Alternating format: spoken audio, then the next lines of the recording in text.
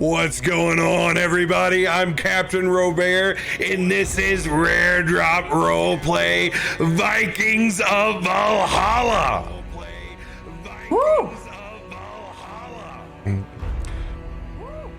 We do have an echo somewhere. I'm gonna find it. We're getting doubled up somewhere.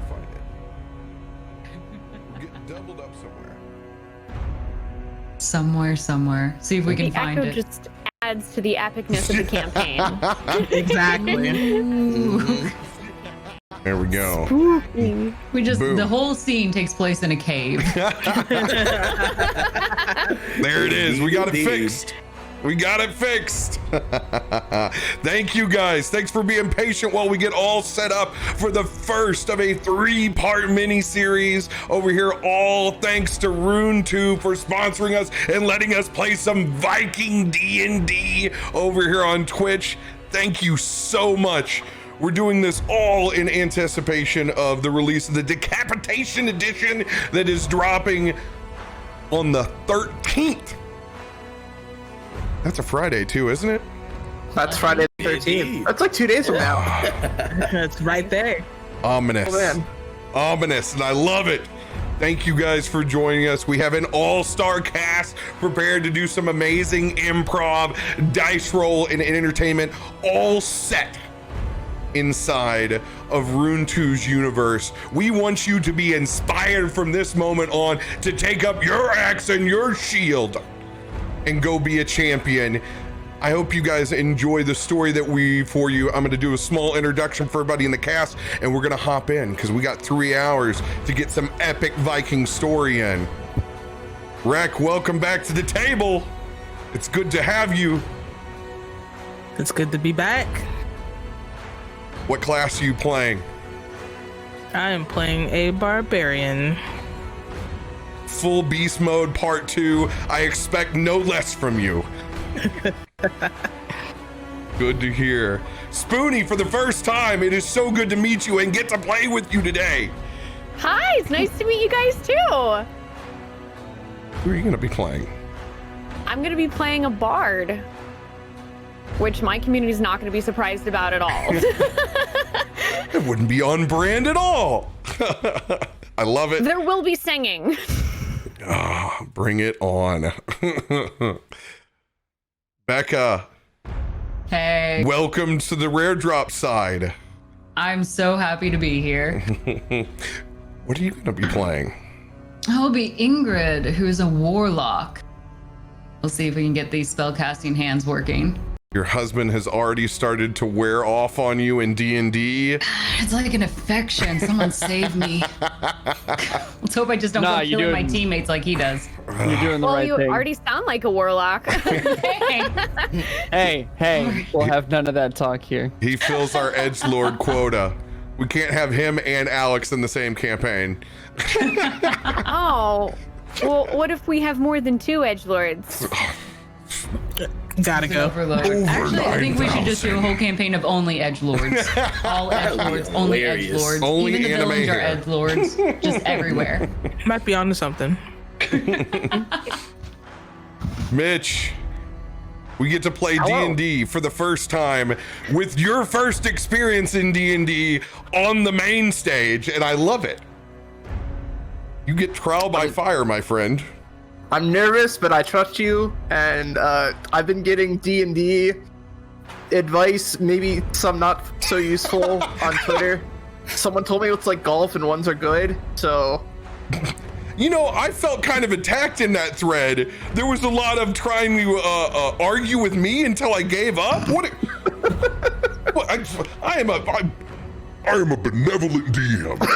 I'm a giver. But no, I got you. We got your character sheet. You're going to be playing a barbarian. You will smash things. You will rage. You will be all that is Rune 2. I promise. Heck yeah. Do it. DataDave, I have been excited. So I went to your channel the first time when they linked you as one of the potential guests, and I was like, this is going to be a great time. How am I actually being hired to do this? So welcome to the table, my friend. Man, I am so glad to be a part. I'm looking forward to this. It's gonna be fun. Absolutely. What are you going to be playing? I am Oswald the Paladin. It's gonna be fun. He's not looking forward to any battles, but he'll be around. Good deal. Good deal. Mhm. Alex, welcome back, my compatriot. Hello. Who are you going to be playing? I will be playing Rune. Rune is a rune master. Rune plays a lot with nature and lightning, and the right side of his body glows blue because maybe he may have played a little too much with lightning. You never know. I love that. I love Can you that. play with lightning too much? No. How much is too much? Once normally, right? We're doing some high-tech magic now as we switch both Mitch and Spoonee into their proper frames. Wow. I was having fun body swapping with Mitch. D&D, you can be whoever you want. The power.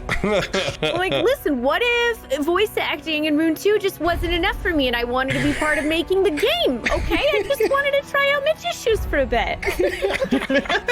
We did a Freaky Friday, and for like 5 minutes it was good. Mm-hmm. So now I'm back here. Those are the perks that for everybody that gets in on the ground floor on episode 1. Once everything's smooth, that's like a play production hitting its stride. You want to be at the very beginning and the end. Those are the best shows. Oh. Well, I that's think we should dive 2/3 in. of ours, so. I know we don't get enough time, so that's why we must start now. We're going to pick up with our heroes actually starting in Valhalla. Every single one of our players or a previous champion sunset into their years now, enjoying the perks of the afterlife. No longer out on the adventuring trail, having to sing or fight for their supper. We literally pick them up in mid-feast. Sitting adorned in an epic meat hall, filled to the brim with anything you could think of. Roast pork and beef, sides of au gratin potatoes, literally a massive cheese fountain that pours over in the middle into a fondue of pieces of small rye bread, charcuterie, any sausage you could ever imagine, both mead, ale, and wine, all served at the table, never having to think for a second what beverage you would want to choose from. The most comfortable seat that you've ever sat in for a holiday banquet. A feeling of both rejuvenation and maximum gluttony all at the same time. This is where we pick up.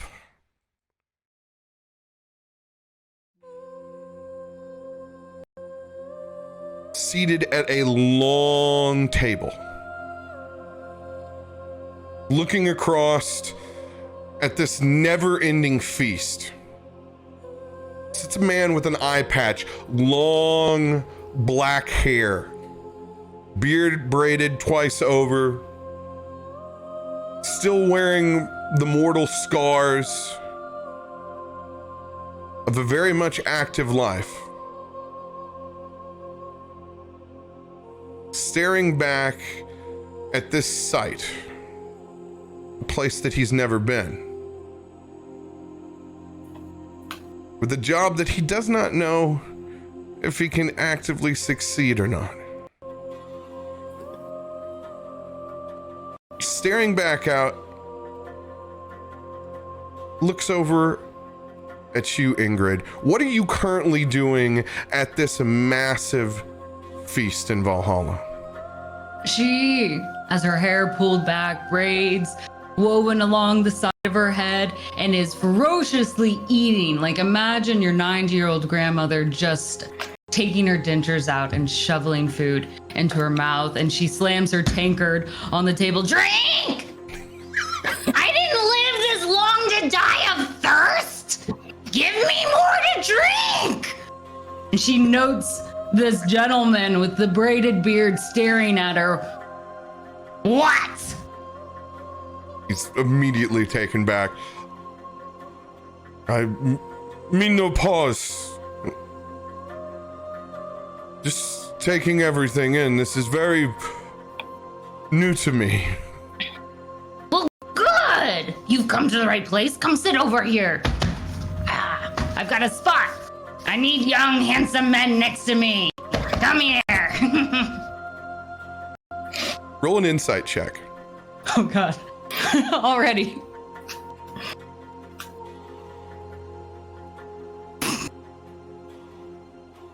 Insight will be straight up. It's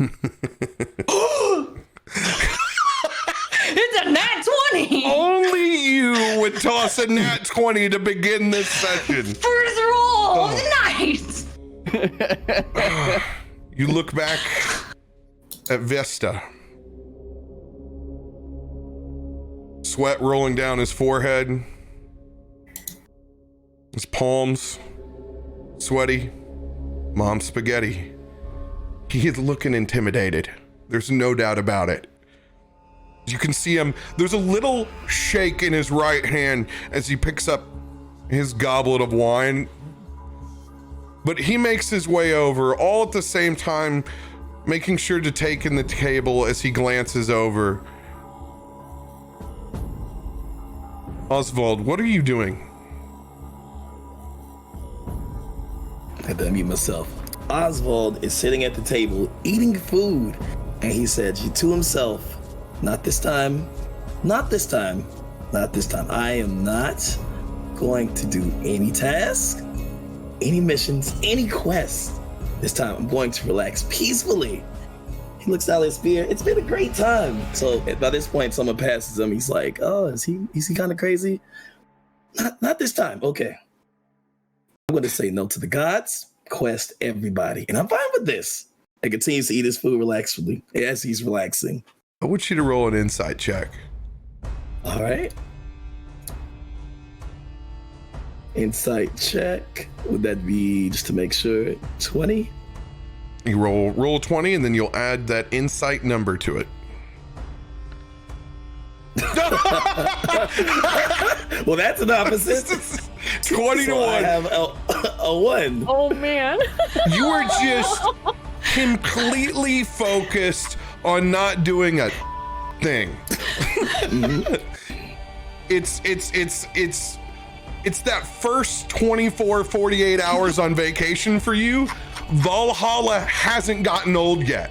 And you don't intend on it getting old anytime soon. You pay no attention. You look up at the man walking over to Ingrid and you could care less. You are just focused on you and what's in front of you. Vester gets one more glance across the table and he sees Van and Mitchell at the table. What are both of you doing? Rek, you can start. I'm over there at the table, a big pile of steak in front of me. So tall, you can barely see the top knot of my head. And I'm just, both hands, straight down, steak, steak, steak, only pausing to grab a giant tankard of mead and just resuming again. Not even paying attention to anybody else, just steak on the brain. Beautiful. Mitchell. I am trying to explain the good word of Heimdall to someone who is clearly stuffing their face and does not want to listen. And I'm starting to give up and just begin to stuff my face as well. The man that is next to you, that clearly looks like he's been here for quite some time. This no longer even adorning armor at all. It's literally Schwarzenegger's outfit from Conan the Barbarian 1. Just hunched over, you can actually see the bits and pieces of meals that are splattered across his chest that doesn't look like it's been washed in some time. I'm Thor, Odin, Hell. What's it matter anymore to any of us? Brother, we have made it to Valhalla. We have proved ourselves. I don't have to work for anyone anymore. I have given many children from these lines, and I will continue to try. And they just hit face down. Astrid, you see this man face plant from across your seat. Is paying no attention and really only has one question for you, Robear. How much cheese is on this table? All of it. Any wedding, any party you've ever seen, quadruple it. It is maximum cheese.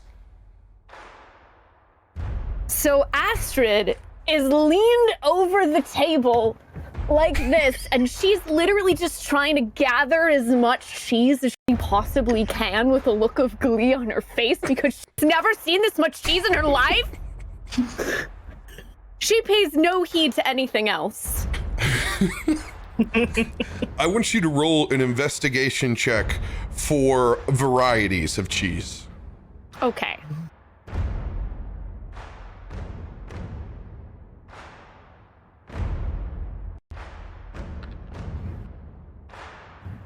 Five plus your investigation. It's 2. 7 points. At this point, it doesn't matter what varieties there are. You are focused on quantity and the fountain that is in front of you. You've actually tipped the scales. You've been trying to see if you could empty this fondue out, but it seems to be endless. But that doesn't mean you're not going to keep trying. As no matter what, it's almost like your plate keeps rejuvenating. You can't even spill over the sides on it. And it becomes just a game, whether you're fetching a hand in it and actually eating some to pouring, it doesn't end. How many cows did it take to make this much cheese? I've never seen as many in my life, she says. As the cheese sauce from the fondue just starts dribbling down her face, she sticks her whole hand in it and scoops it. Perception check for Vester. Still very much intimidated by Ingrid. Unfortunately, doesn't get a piece of this cheeseception that's going on. However, is it Rune or Ryan? Ryan. Describe what you're doing inside this meat hall right now. You see someone who looks like your grandpa has gone to sleep at the table. His plate is full, his tankard is full, but there's no sense of movement from the old man. But if you pay close enough attention, you'll see that some very oddly placed vines that are in his beard are slowly, like tentacles, grasping morsels of food and placing them in his mouth to eat. Oh God. You finally figured out for me and my grandpa how to eat during the Detroit Lions game at Thanksgiving. You're welcome. Get some sentient vines. As someone living in Michigan, I take offense to that comment.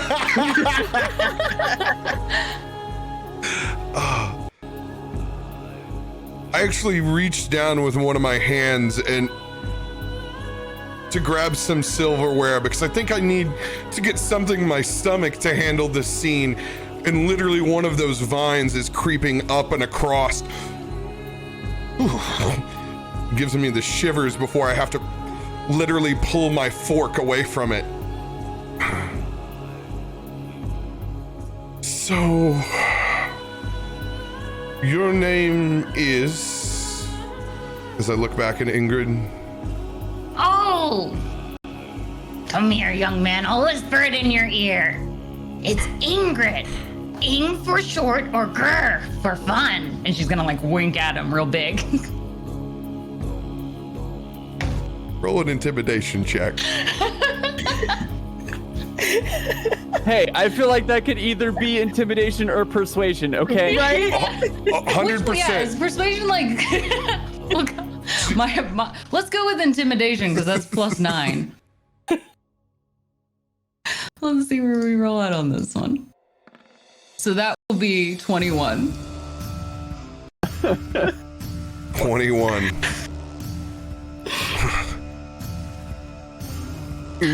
Good indeed. Well, it And seems you, young man, you need to tell me your name. my name is Vesta. Oh, a strong name. Thank you. I quite new here. This is all quite a bit to take in at first. I haven't quite caught my stride yet as he finishes that glass of wine quickly and moves over to the tankard of mead. So, Ingrid, have you ever thought about your old life? You Well, miss adventuring? yes, I do. If you're not moving, you're dead. I happen to agree. Oswald, you need to roll a perception on this with advantage. Okay. So you're gonna roll two right. d20s. 2 d20s. All right. All right, 9 plus. And insight +4. No, this is your perception. Oh, perception, not insight. Oh, no plus. This is 0. The only thing that you pick up is adventuring. And you notice immediately across from the table from you that there must be talking of either glory stories or work. And either one of them, you're just not interested in. Like, that seems interesting. Yeah, not gonna inquire. I'll keep eating, sitting over here and eating. Ingrid, I do have a question though. Is there doesn't seem to be any steak left on the table. Is there a separate carving station for that? Or should I just ask her? Oh, you need a steak? I got this for you. She's gonna get up, go over to where Van is, and just take the top steak. Make eye contact and just lift off the top one. I follow all of your motions with my eyes. But I'm still doing this. I'm still just... Noted. Thank you. Van, She's gonna I want you to roll. start taking it away, and she's gonna pass Astrid with all the cheese, and she's just gonna scoop up some of Astrid's cheese as well. Just taking anything and everything of everyone else's. I hope that the cheese is just sitting on top of the steak, because that's the only container that you have. It's all just now piling on top of it. Yeah. Astrid also follows Ingrid with her eyes, She took my cheese. Took my steak. Both of you What is can with roll this insight woman? checks. Oh boy. Go Rec first and then Astrid. Oh, sorry. Oh, it's okay. Oh, you said insight? Yes. Oh, that's an 8 for me. 15. 15. You don't get a good read on this Ingrid, but feeling like a dog that's had part of their food removed, even though you still have copious amounts of food, it leaves something to be desired, Astrid. Van, you get a good look. Ingrid, what kind of vibes are you giving off right now? Very quirky, like, I don't know what this person is doing or why. Like, every now and then, like, as she's walking, she'll just add a skip in her step. Just like a little, like, suddenly she got a burst of energy and one step is slightly higher than the rest. As she just walks around back and forth on her way back. She never goes in straight lines. So like Never when you run in see an straight old, lines. so like when you see an old lady stealing items in the self-checkout line, and you're like, but you don't do anything about it. Yes, exactly. It's She's all earned just it. piling up. We've got cheese. I'm adding like mashed potatoes on top. Some like random legs of turkey too. My boys gotta eat, okay? So as all of this is happening, if anybody happens to turn my way, there's now like a tiny fortress of vines situated around my plate and holding the plate. Sounds like a challenge. Just Can I notice that? roll a perception check.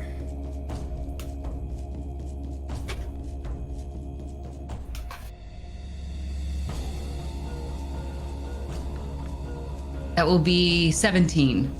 Oh yeah, this old ancient one is now becoming like a living actual statue at the table. He's spawned so much out. Like, it's basically like having, we just talked about Legends of the Hidden Temple. We have Ryan as Omak at the end of this table as these vines have just sprouted out. He almost looks like a living Odin statue at this point. Perfect. She's going to flounce on over and just reach in and pluck a leaf from your tangled vines and then purposely in front of you, chew it. I need you to roll a D100. This is so chaotic.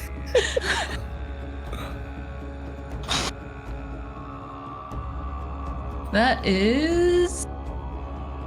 I can't see half of it. You'll want to do the actual D100. It'll roll both dice at the same time for you. I thought I did. I must have done it wrong. It's a 37. Okay, Oh, thank it's a you. 37. Oh, I did. I like I scrolled couldn't- down. 37. Oh, there it is. When you pump this leaf into your mouth, it's got a bit of mint to it. Ooh. Can I pluck some more? It's like a slow burn peppermint that gets stronger over time.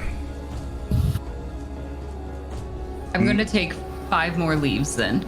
Not to eat yet, but I'm just going to pluck 5 more leaves. And I'm going to, in exchange, take 2 fingers and dip out some cheese and put it on the tangled vines as like an exchange. Trade?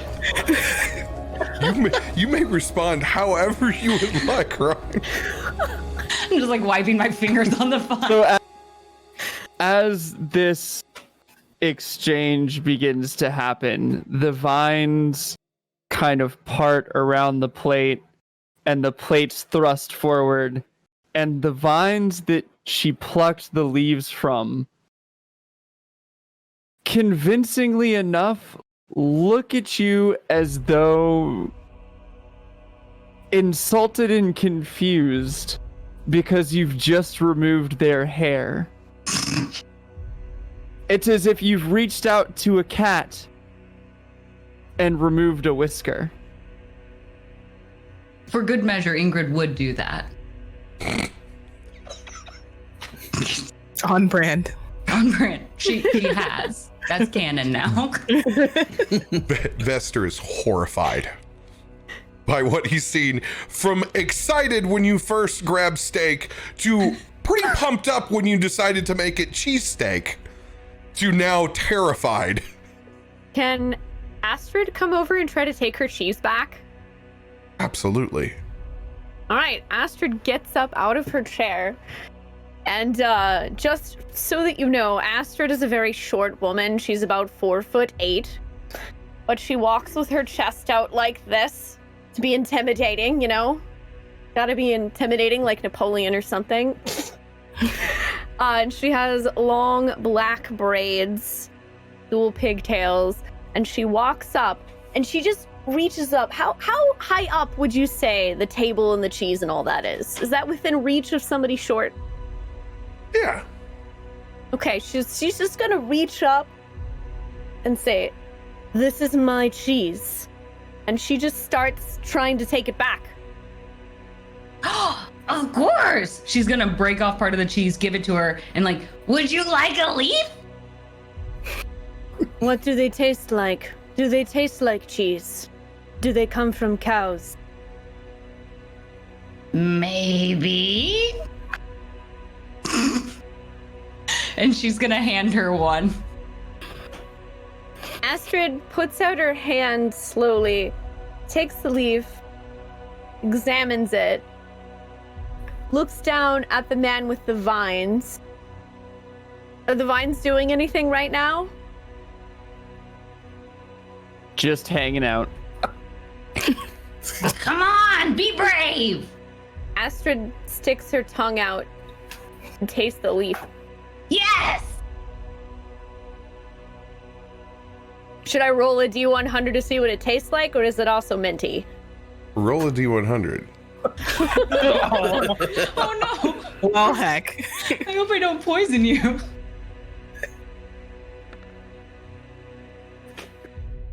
Seventeen. 17.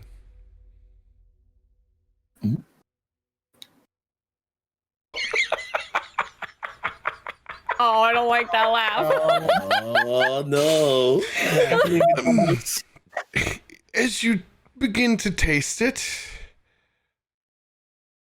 with your mind on exactly what you hope it would be,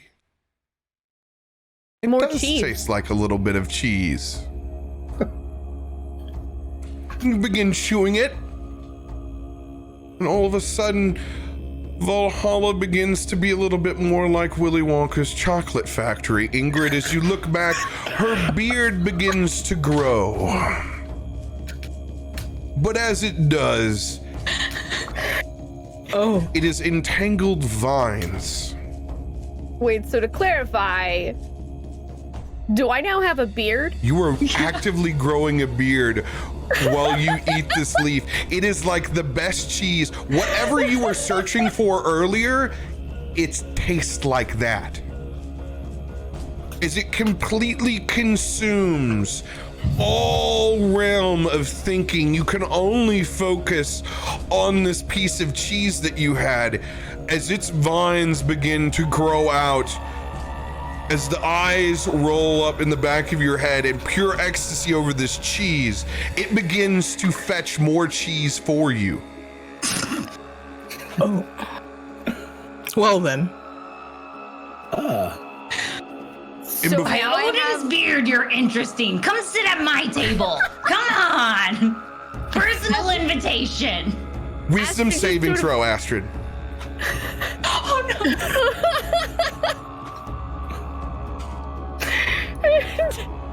I'm trying to see if I have a bonus for saving throw. What stat would it be? For your for cheese saving throw, it'll be up in the top left-hand corner. Wisdom for your saving Wisdom. throw. Okay. All right. Cool. I don't have any of that. So. Oh God. With a new, much calmer demeanor, you can still function how you want to. Your eyes come to, but now it's like having an extra set of hands that can fetch this cheese for you. Well, that's probably exactly what it would be doing, so she just follows Ingrid while the vine beard just continues to feed her cheese. And she has nothing more to say.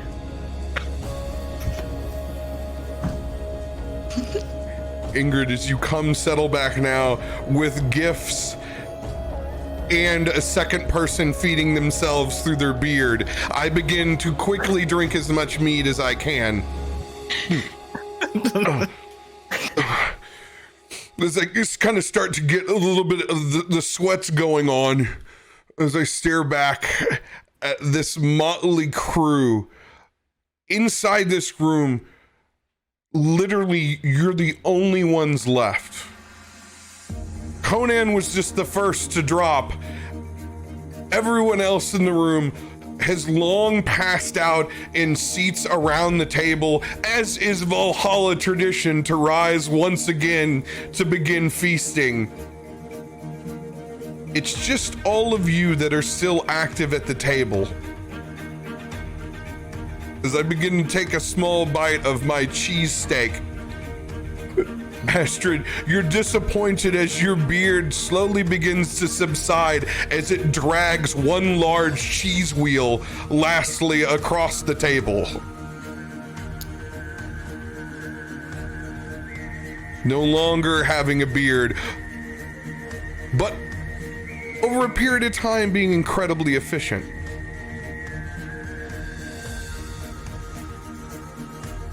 I look back across the table with my new cheesesteak.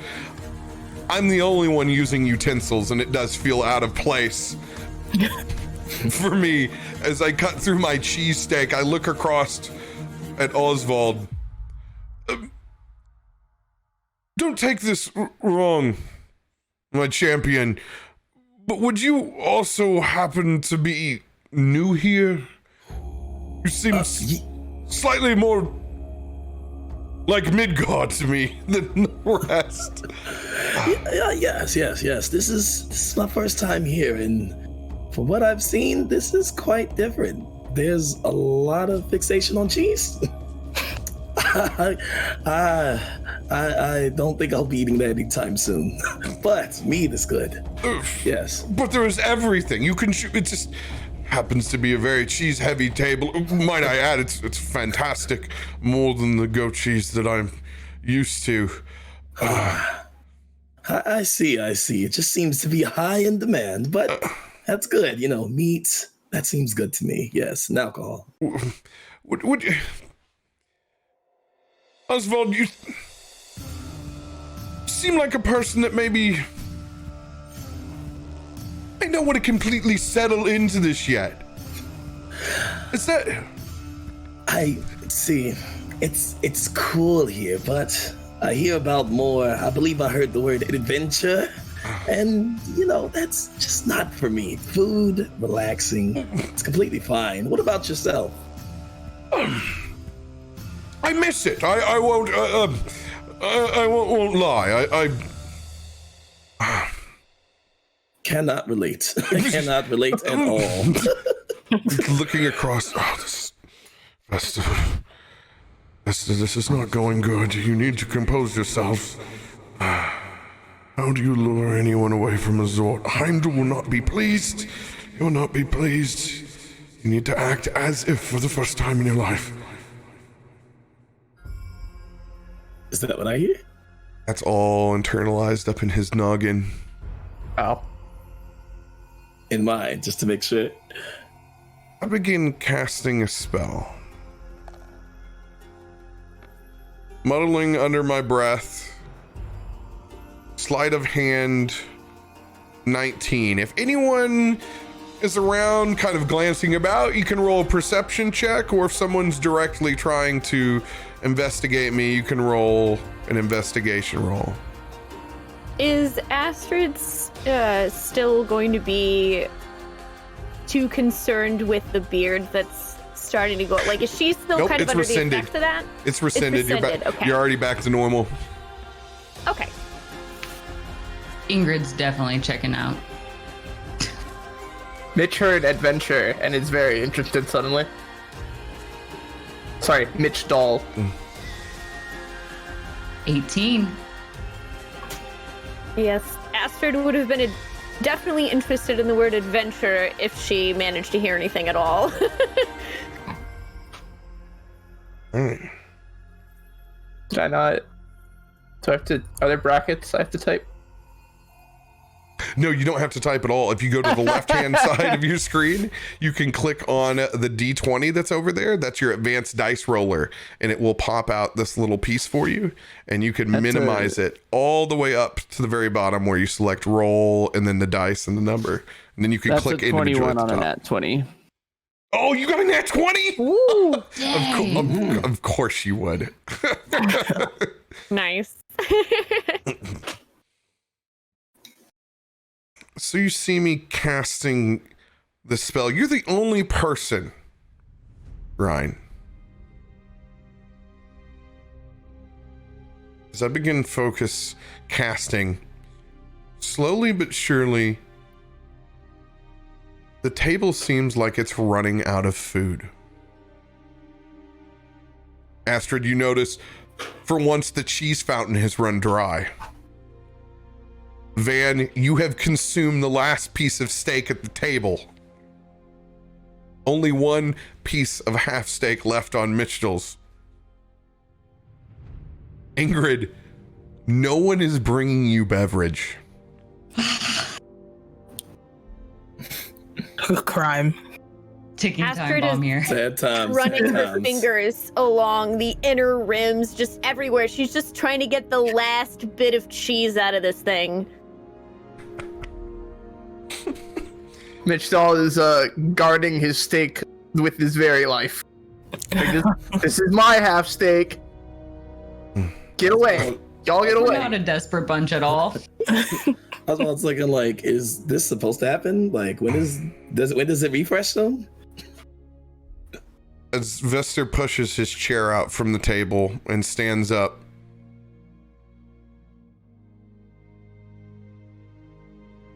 Past champions, my name is Vester, acolyte of Imdal, and I bring grave news.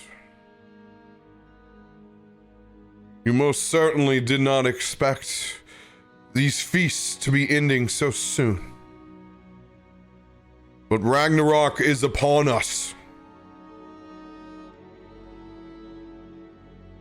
And your gods once again need you.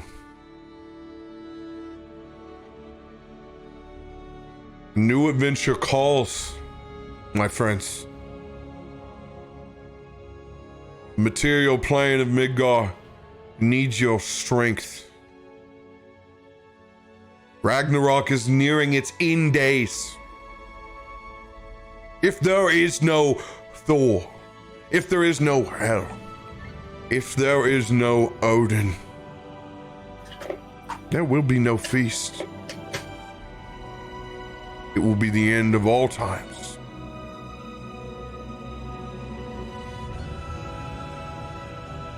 I am indeed here to bring this grim news.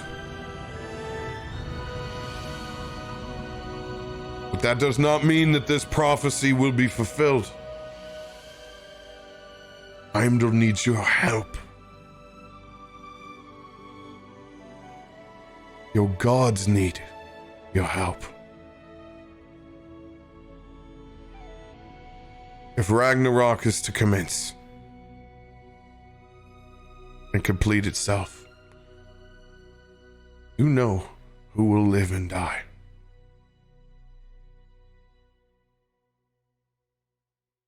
Until we act,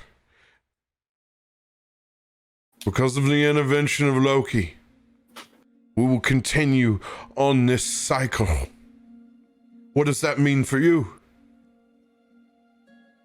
Years without feasting. This will not end. You will perpetually be in a godless Valhalla. No one to fetch you your wine. No one to make your steaks. No cows to milk to make your cheese. Ragnarok was meant to finish. It was not meant to be in a stasis.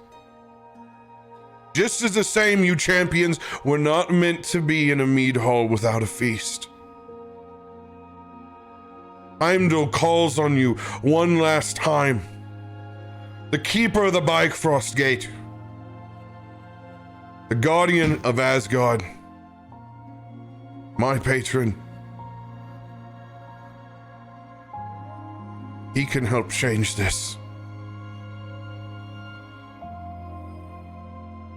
But we'll need your help, adventurers. Do you have one last call to glory in your heart? Or do you wish to stay here in a godless hall, remembering your days in the past?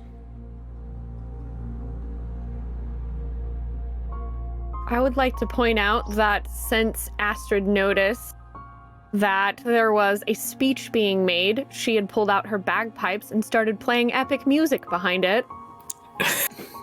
Roll a performance check. Absolutely, I will.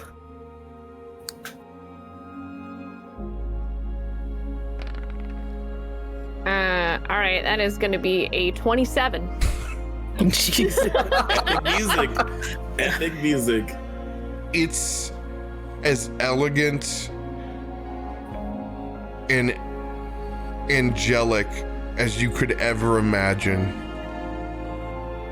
This tune juxtapositioned against a grim truth. It's beautiful.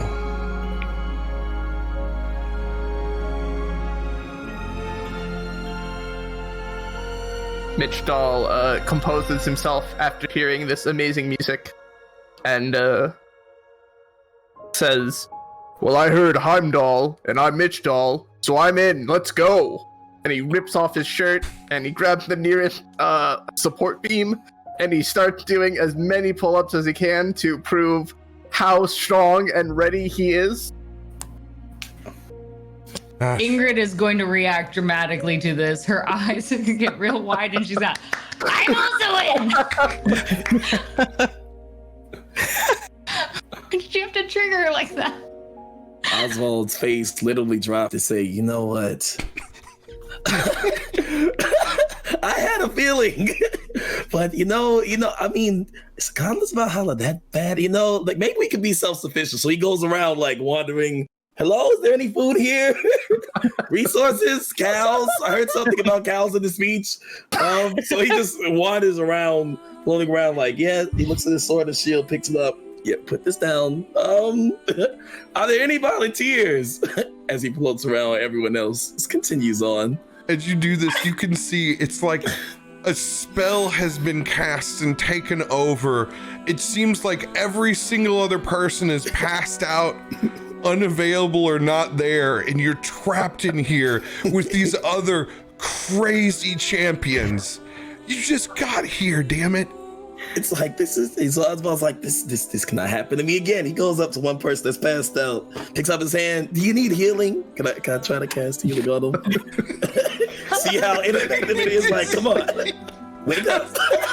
I believe in you. Come on, pick up your sword. You go to check the pulse of an individual that's breathing very, very shallow. Clearly has the meat sweats. He goes in here. Please tell me you're okay. I don't want to do this. I came for food and drink. Nothing else. He puts his arm down. Keep playing the music. Take long. Keep playing the music, yeah. He goes, wake up.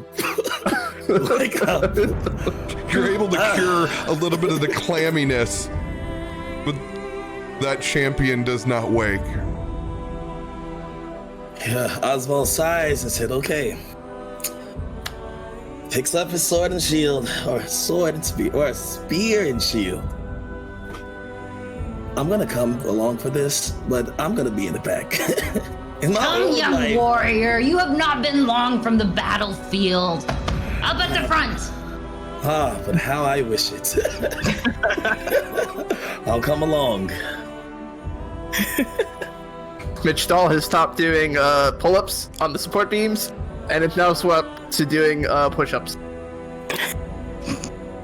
While watching the Ingrid's scene. gonna sit down and watch him. After the speech, Van slams her tankard down in frustration, but the sheer strength that she has crushes the tankard. No meat? No mead. No wine. No steak. Will you join us, champion of Thor?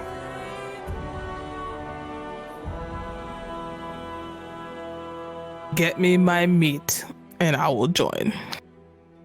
There will be endless meat for you once again. I'm holding you to that.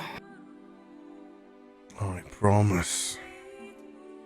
And my God promises. He gives a glance back. He's been able to get responses out of everyone at the table except for Ryan at the end. What are you currently doing?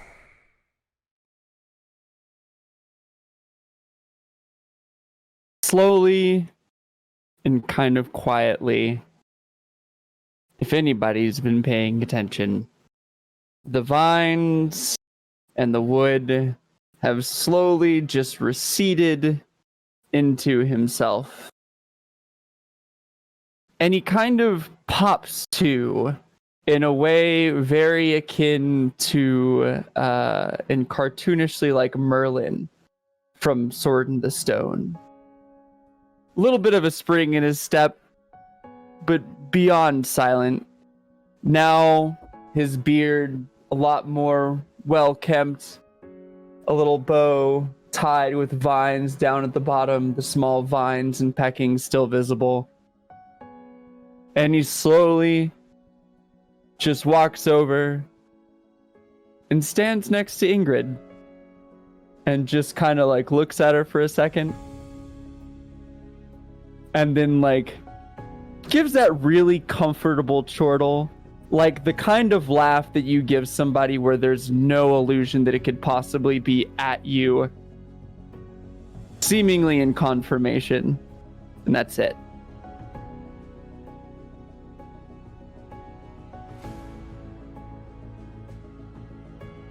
I'll take that as a yes. Champions, gather your things. We have a date with destiny. In particular, you two champions. As he stares back at Van and Mitchell. We have a date with an old friend. No doubt the first man on my list. When was the last time that you spoke with Thor?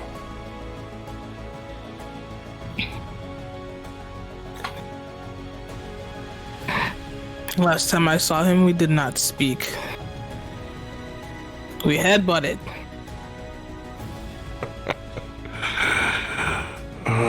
No Mitch doubt. all stopped doing push-ups. Where did you think he got that tradition from?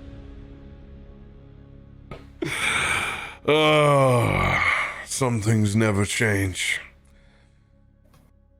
Thor will always be Thor. Good. We have a date with him first. If there's anything else that you need to do to prepare yourself before we leave, go back home. We have a date with Asgard. Get yourselves ready, heroes. You can meet me at the front door. As Vester finishes off the last bit of ale that he's been conserving in his 3 and makes his way up to the door, you guys are free to do whatever else you need to do or RP inside the meat hall. You know, Van, I've been working on my headbutts, and I've been wanting to try it out on someone, and you look like a good teacher. Do your best. Yes! All right. And Ingrid's going to kind of bolster herself a little bit, kind of preparing herself. She's not physically strong. She's a very frail, armed, hunchback lady, like getting ready to prep for this. And she's going to rear her head back and give it a good old go at it. Astrid is definitely watching all of this go down. MoltenSlowa is watching intently, trying to judge technique and form. Scale of 1 to 10 at the end, okay? Yes, ma'am. Streak contest. Strength. Oh, Mine's a -1. Roll that beautiful bean footage. 13. Hey, not bad.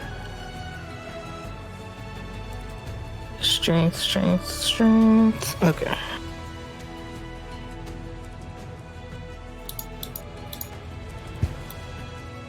As you both rear back. 14 plus? 3. 14 plus 3. Go ahead. RP it out. I don't even rear back. I just put my forehead where she's going to be as she makes her attempt and just start chuckling. Oh, you are impressive. That is good. That is good talent. Oh, fierce warrior you must be. I need ice. I would like to try this headbutt. Let me show you how it's done, MoltenSlowa says. Oswald Oh. says, yeah, I'll pass. I'll be up here. He speaks off to the next person. Here, you can tend to me and my headache. And she's going to like rest her head on his shoulder. Astrid preps herself for a headbutt. New contenders here. Strength versus strength. MoltenSlowa, roll a d20. Do I add the +8? This will be, let's see here. Your strength is +4. Oh, okay, sorry. D.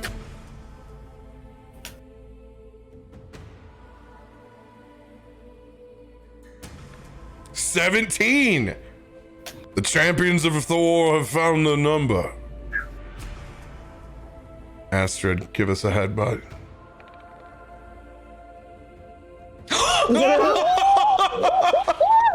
19 plus 3. MoltenSlowa, you're taken aback by the sheer strength of this. Astrid, RP it out. All right, so out of curiosity, how tall is MoltenSlowa?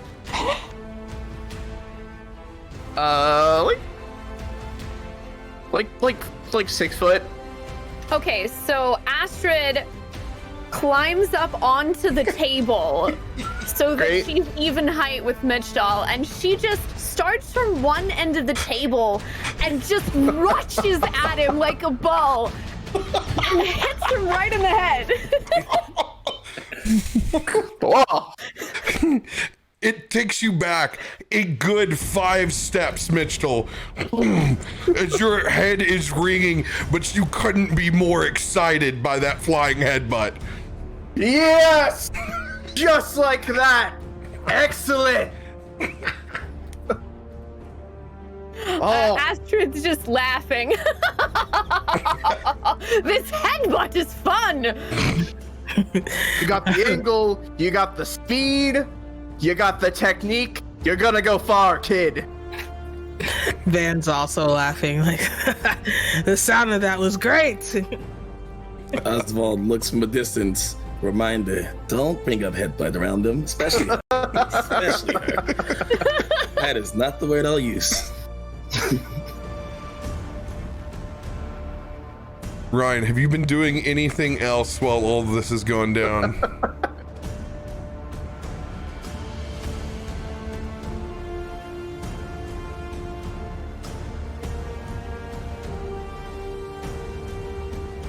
Still frozen and stoic in his beard-like vine form.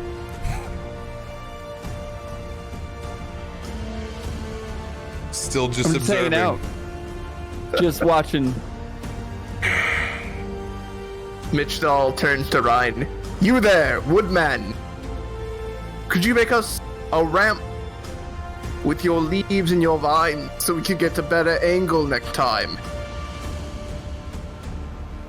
Astrid is nodding. I'm going to hit just very quietly. I'm gonna give Astrid a levitate. How far up am I levitating? You're going to be precisely high enough to headbutt this man on equal terms. Ah. Astrid sort of moves her feet around, not being used to levitating and having the floor so far under her. Oh, this is the height I'd always wished for. Thank you, Vine Man. Mitch Dahl looks very Imagine like when you confused. lift cute puppies over water and they're like paddling. That's what you're doing. Pretty much. Mitch Dahl looks very confusedly, both first to Ryan, then to Astrid, like, this is not a ramp, but, sure, This let's is just go better with than it. a ramp. Now Okay. I am tall like you. Yeah, okay. Let's see how this goes. Okay, so Bet- are we bet doing 2 out another of 3? headbutt contest? Bet 2 out of 3? Oh, All right, yes, best it's again. 2 out of 3. Bring it Astrid, on, champions. you have advantage now. Okay. Get out of here. No longer needing, so she doesn't need the table anymore, so she's no longer on the table. This would be unfair if she were taller, right? So she goes between the length of the long tables so she can bull rush at Mitch Dahl again. Roll that beautiful bead footage.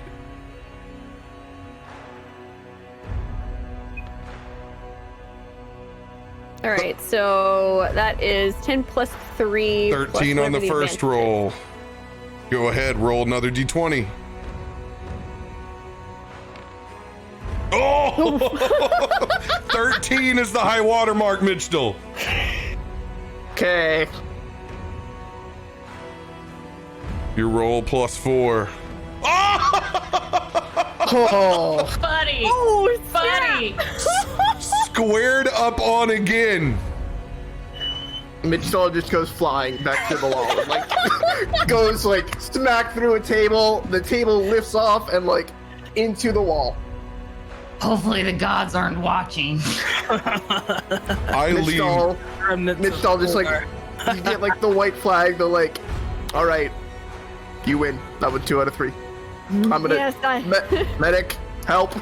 Don't let I Thor could get used to this height. I look at Oswald. Oswald, I think someone is going to need a few more reps before they're ready to adventure again. yes. Yeah, absolutely right. My party's gonna take out each other before we do any fighting. So he goes over to Mitchell and says, hey, healer, Hey. yes, this is, let me help you out. Okay. Headbutting hurts. Yeah, it sure does. As he casts a healing spell on him. You're able to top off his hit points more from wounded pride than actual depreciation of health here in Valhalla. Gloved healing physical wounds. Mental, I'll leave that to you. I'm not prepared for that. But there are others. They're probably sleep. Where Come, did you get your cleric degree from? Yeah. Nowhere. He's a degree. paladin. That would do it. Indeed. champions, champions. We have a date with Destiny. There shall be plenty of headbutts to come. Oh no. Mitch Dahl just like, yes, from the corner that he's still lying down in. Just puts like a thumbs up. He's like a- It's like, got it. As long as it's not each other, he says out loud, like, ha ha. Astrid has begun writing a song about headbutts.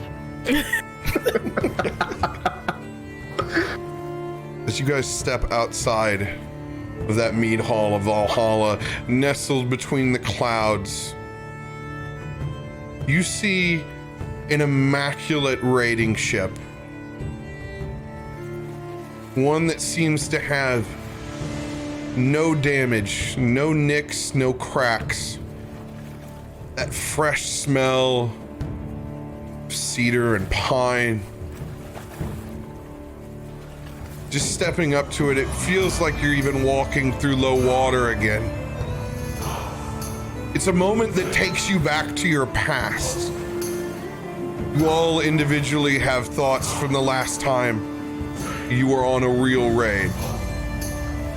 It's that moment of excitement, that anticipation and anxiety, the good kind of pit in your stomach. As Vester climbs up onto the back. All aboard. We have a date with Rainbow Road.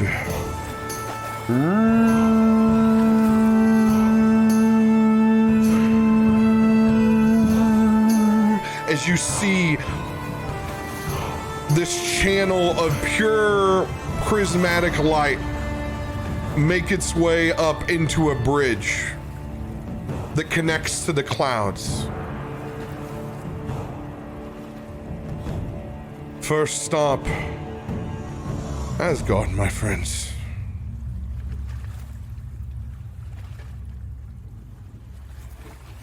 As you guys all make your way onto the vessel, I'm gonna let you guys go use the restroom real quick, and a good thematic little break right there. 5-minute break. Be right back, guys. We'll pick back up with everybody on that raid vessel. As you guys are pulled across the Rainbow Bridge. You can see literal projections of stars and expanse as you make your way. Astrid, yes? Astrid has written a song about headbutts, and she is playing her lute while singing it. I don't actually physically have a lute, so you'll have to imagine that part, but I can sing the song. Oh, please do. The butting of heads is the truest delight. Lift off the ground as you take flight. The crack of their skull as they hit the ground. The fires of your passion once again found.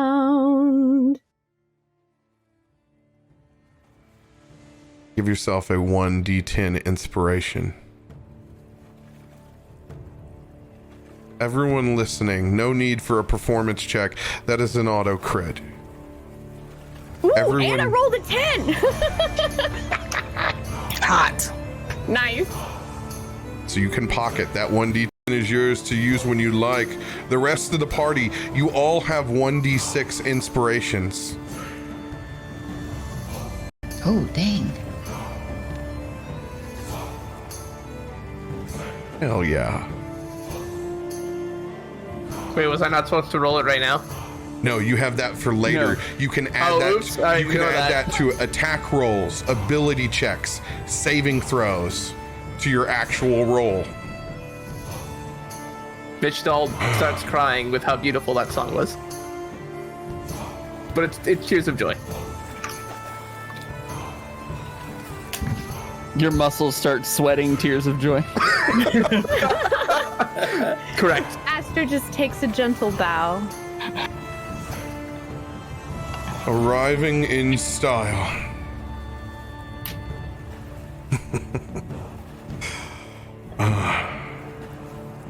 I should have known it would be this glorious. Heimdall would be proud. As we pull in across the Bifrost Gate and up in front of Asgard, for most of you, probably for the first time, this can be a choice in your own character's background if you have been here before or not. The choice is yours. Just a clear radiance that is put off as almost everything appears shinier and more elaborate and ornate. That extra spec, even colors seem a little bit more bright than what they normally are. As you guys look across this epic archway, covered in constellations and stories of champions past. Literally, the stories of your people as you pass through. Looking at this expanse of the holy city, you can see nothing but a line of Valkyries awaits in anticipation as we begin to meander forward towards the actual palisade. Valkyries on horseback with wings, swords drawn in a pyramid as you guys cross.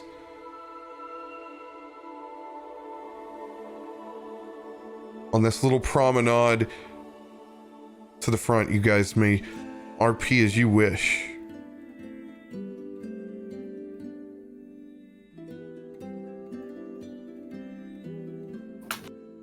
Well, everything's very shiny here.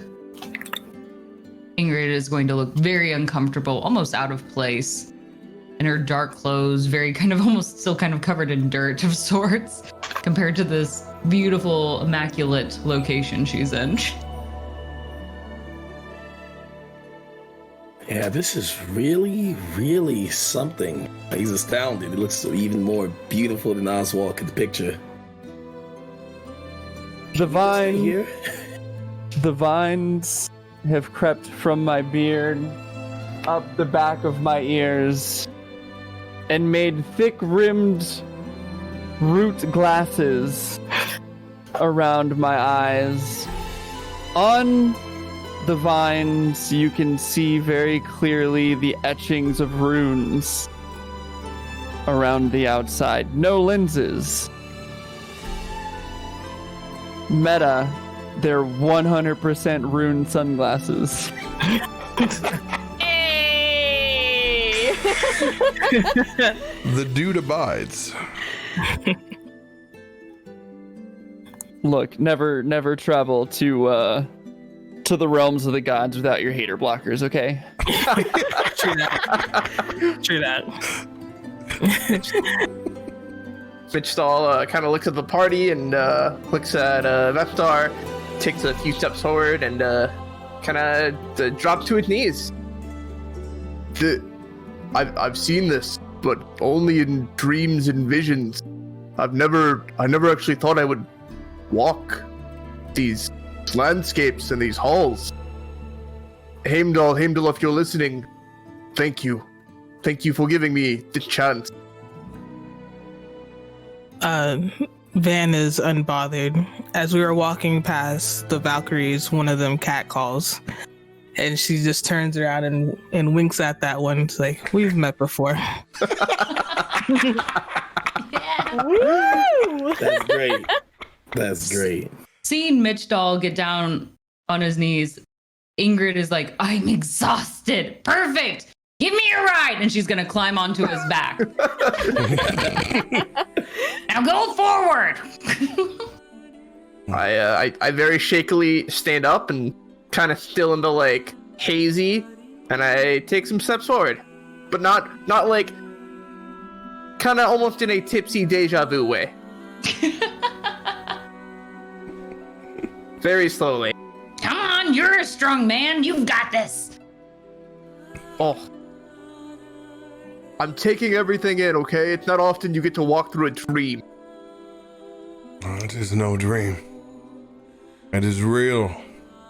But it could all be gone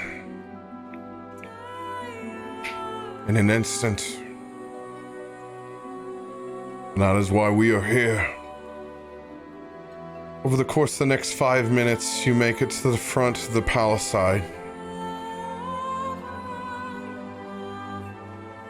Champions, it is time to commune with Thor. No doubt, having two champions here, and you, Van, and you, Mitch, should help our cause. But I must tell you, I alone cannot help us get to where we need be. Neither can my Lord Heimdall. We will need the strength and the blessing of Thor to get to the Vigrid Plain.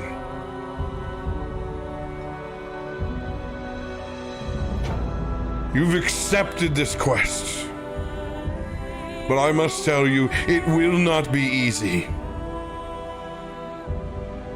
For I should tell you now, it is Loki's own forces that we face. He has locked away the Norns from the Vigrid Plain, the epic battlefield where Ragnarok shall finally commence. He's produced his wardens, visages of the mighty foes which your gods must face. Without the Norns, we will continually be stuck in a perpetual loop. No feasting, no gods, no merriment. We must dispense of these wardens, but we cannot get to the Vigrid Plain without Thor's help. So do your best. We must convince the man we are worthy. As you guys look around inside this room, ornate marble and gold as far as the eye can see, immaculate in almost every way. It looks as if the front lobby of any giant southern bank. In its opulence.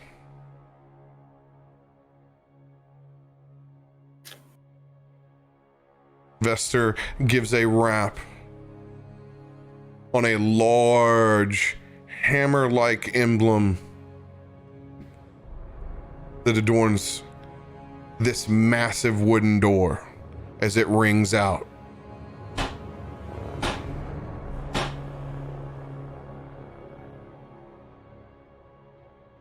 It almost hits your chest like a concussion. Horns light up.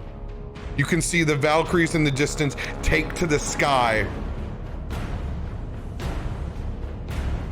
as part of them come in a procession of royal guard.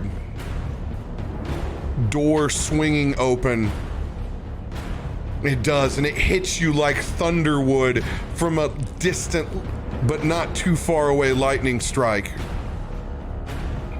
You can literally feel the hair on the back of your neck stand up. The man himself, almost 6'8", long blonde locks, immaculate oiled beard, spinning the legendary hammer Mjolnir itself. Mjolnir in hand, armor and vestiges over the time. You see he's gathered from conquest, long flowing crimson red cape, adorning chains and plates. My champions, Van, Mitch, and the rest of your party. Welcome to Asgard. As he reaches over and bites into an apple. Literally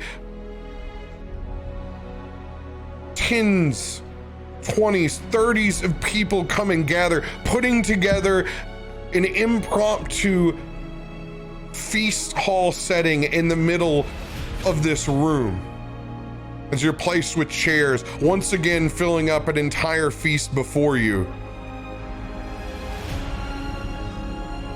As Thor sits down at the front of that table, eating his apple, putting both feet up and over to where you can see a pair of the finest boots that you have ever seen.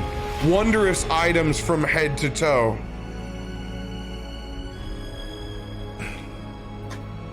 So tell me, champions, exactly why have you come here today? And no, I do not want to hear your salesman's pitch about, oh, woe is me.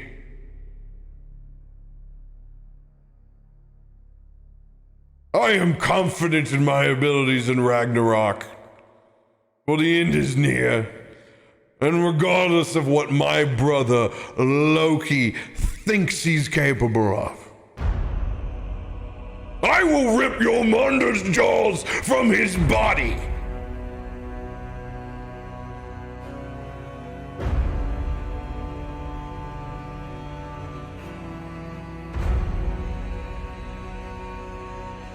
Just tell me, champions, why? Why should I lend you my power? For something I can do quite clearly myself.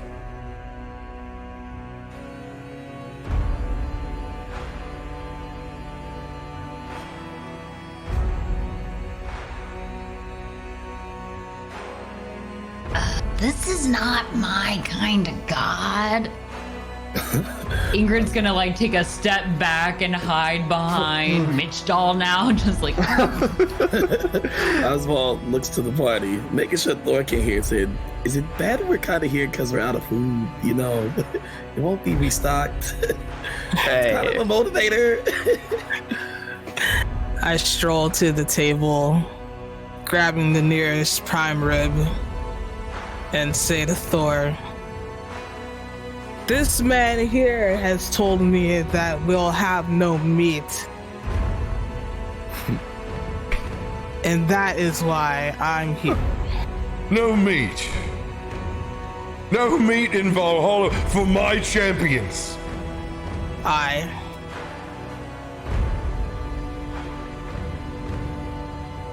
Roll a persuasion check with advantage, Van.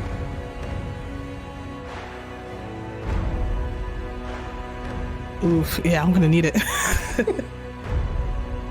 All right.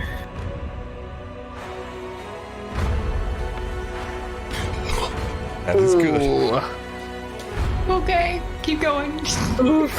Don't stop That's there. a 2. Come on, advantage roll. Oh, let's go. 16 plus. That is a 15. Since you are speaking with Thor, you may roll flat. You have a confidence, at least in your god. Your voice does not waver. That'll be a 16. Sweet. The only way there will be no meat in Valhalla is if I fail. But it is true. I could be successful and still see my father not finish the job. That is indeed true. If Ragnarok commences and we all perish, there will be no meat. his eyes focus towards you, Mitchell. In particular, he's staring at that whelp on your head.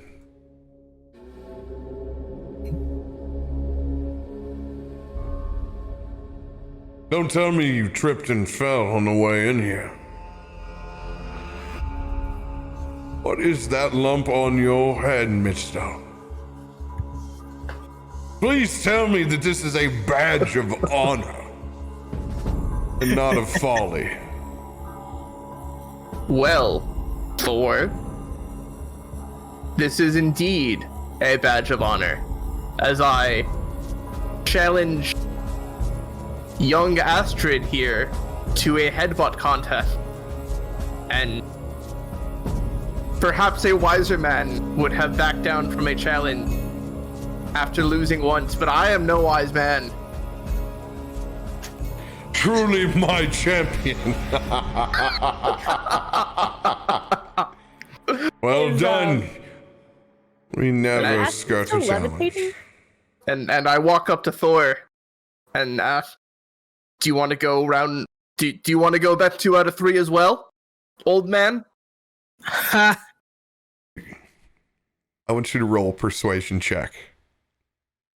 Can I roll intimidation instead? You can certainly try. Ballsy.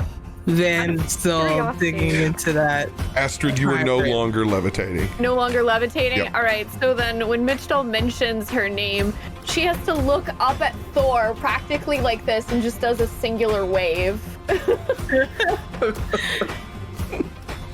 13. Wait, hold on. Hold, please. I have a thing for this. Okay. I think it's a cantrip. If I'm not mistaken, I'm fairly certain it is. I'm gonna give him some skill empowerment. Ow. RP, how do you do this? And give him some guidance. I kind of am sitting back and to the side, and very quietly one of my little vines comes from my ankle and across the floor and goes and places itself on Mitch Dahl's foot. And when you feel this, you feel like you have a deeper understanding of who you are and where you've come from, and just all of your past battles and experiences and successes all culminate into a moment of clarity where, yes, you did in fact just challenge Thor to best 2 out of 3 in a headbutt competition. You absolutely just did that thing. Not only walking with a swagger from your seat at the table towards Thor, you have an additional 1d4 to add to your rolls right now.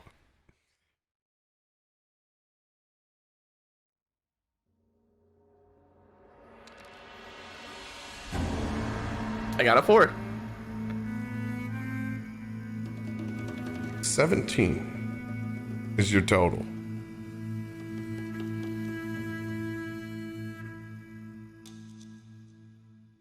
Thor looking around to the Valkyries on the edges of the table.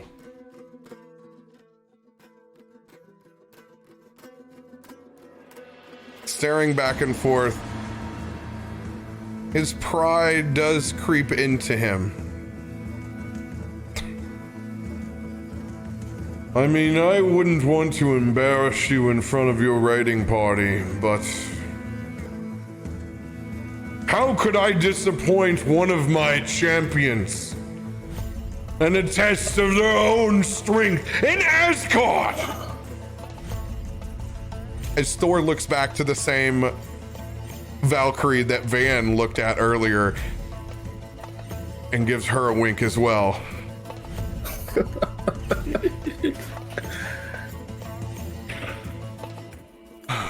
Let's see what you've learned, champion. Dexterity saving throw.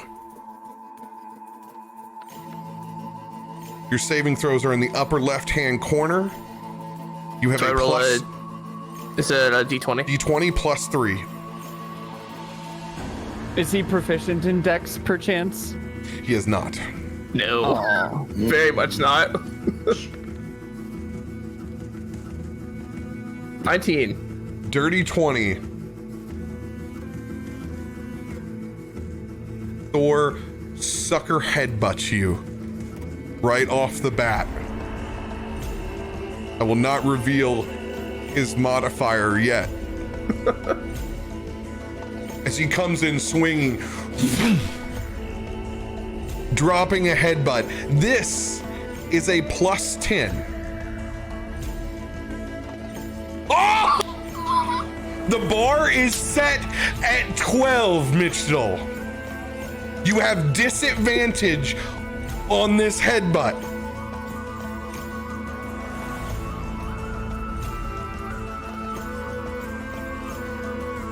What do I do? Roll a d20. Thank you. So we still have the inspiration die, right? Yeah, and roll your inspired d6. Let's go. His rolled a low 12. bar is 12 plus 3. So his low bar is 15. I need you to roll one more d20. Okay. Oh! Wow. That's great. Okay. This was it. 24! So, this is how I'm going to play this because it was at disadvantage.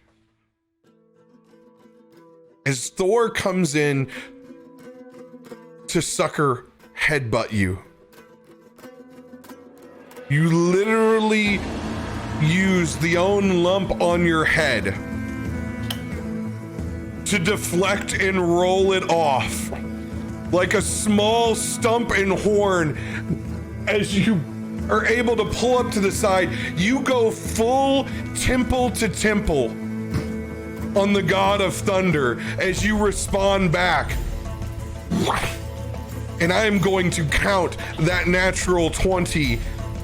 As you hit Thor so hard, his body contorts, breaks sideways, and smashes, landing down on the table, hitting the first platter of fruit he sees, scattering it as his hip drops down in a crack that echoes throughout the hall. It is like a lightning strike hit right there. And he is out cold as all the Valkyrie take 4 steps forward with their swords and spears. Astrid applauds wildly. Oscar panics. Oswald panics and said, "Oh my God, we need his help. We are so screwed." I whistle at one of the Valkyries and one of them lowers their sword.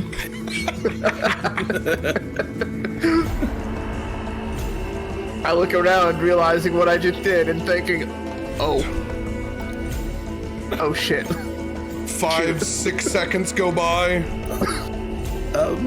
Thor, do you need some healing?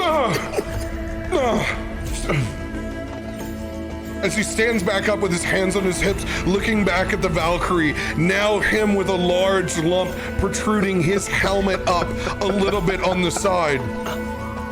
I am assuming that someone is tending to that poor soul.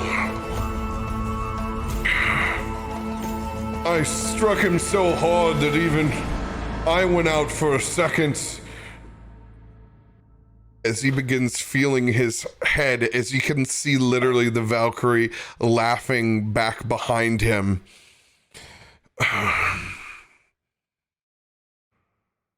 Like I said, I had no doubt a champion of mine would rise to the occasion in glory. As he rushes over and just gives you a huge bear hug. Well met.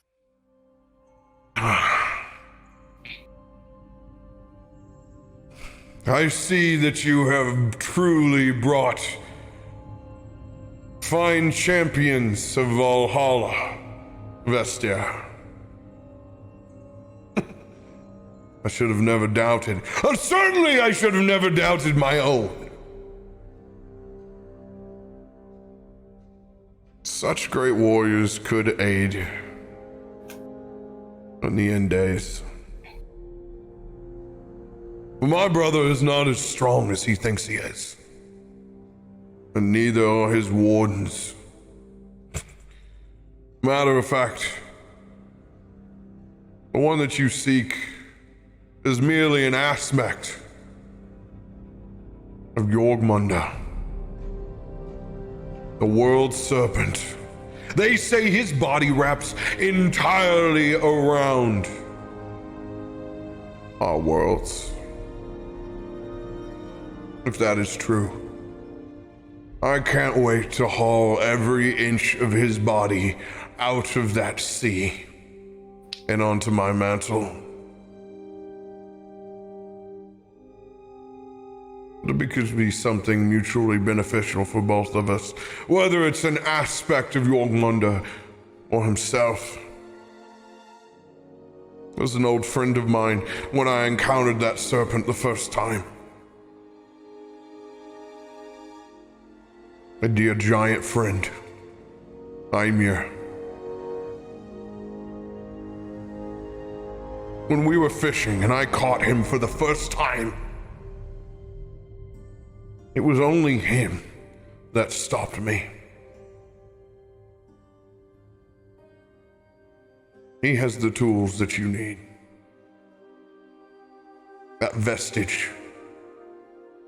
An ancient fishing hook. Might be the only thing to help grapple that world beast. But then if we get good hands on him, I can rip his maws from his body. That vestige. It is strong enough to both tame the beast and power your Bifrost gate to the Vigrid plane. If that is what you seek, I will tell you where to find Ymir.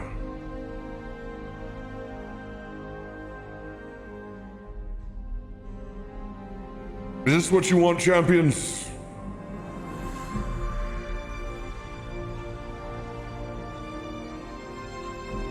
Ingrid will look around at the others. Yeah, yes! She's gonna nudge them. Yes! Let's get out of here. I like that idea. Yes, though, that's exactly what we want. Yes. Fine. So mote it be.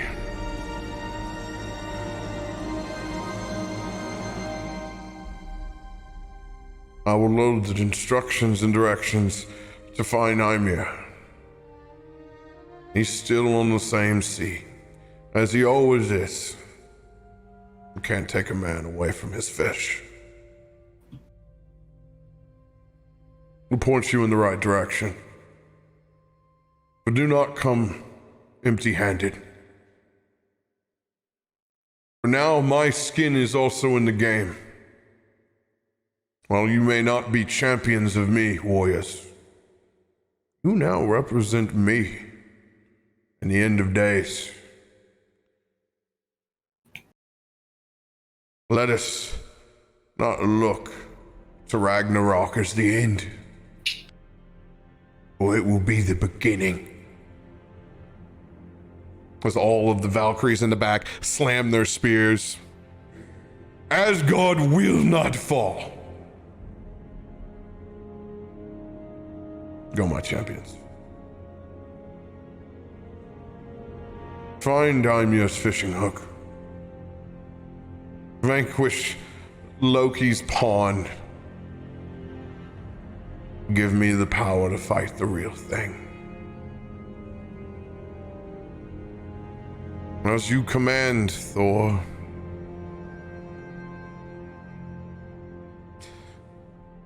Estia looks at the rest of the table. One more trip before Vigrid Plain, shall we? Yay.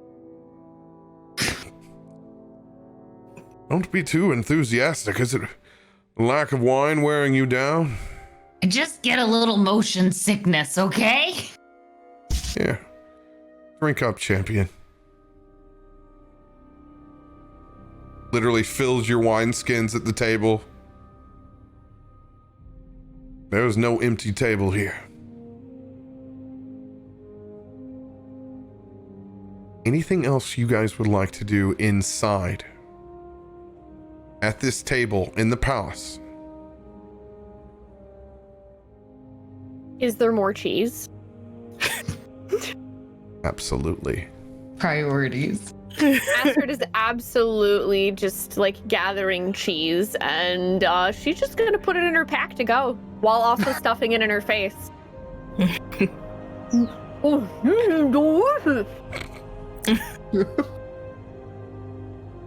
Asgard does make the best cheese. As I'm getting down to the bone of my prime rib, that Valkyrie with the sword has come to me with a tankard of mead and a pack of food.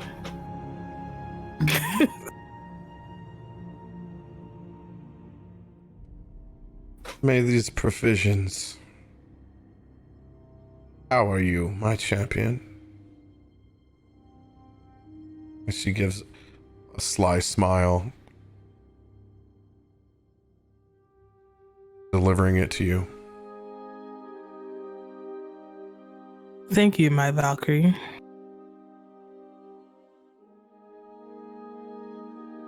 Taking her position back in the guard. Come, let us make haste. We must find Nymir. As we said, we only have one shot at this. Mitch all hangs out in the hall just for a little bit more, kind of taking everything in. Everyone go on without me. I need an extra minute. It's not often you get to walk a dream.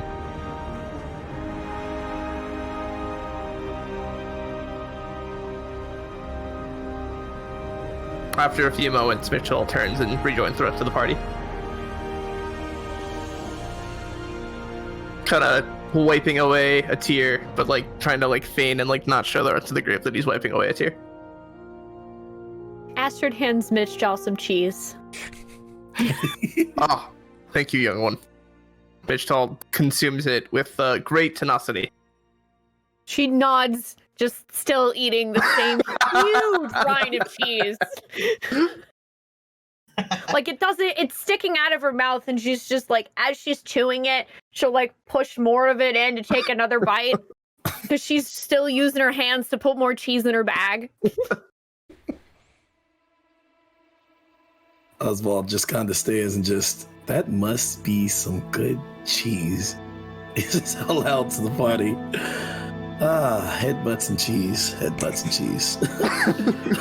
Astrid hands Oswald some cheese.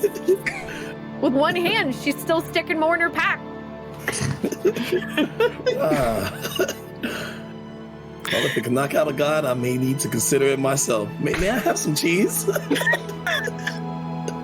Ryan starts taking steps to follow along the group, and you see his hair and his beard lengthen.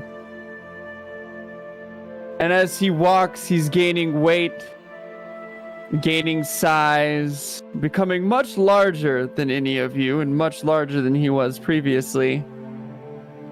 Until you see before you a very grizzled, beyond large, dire bear with equally gray fur, vines strewn throughout, just happily and quietly walking alongside. Because I can do that 2 times per short rest.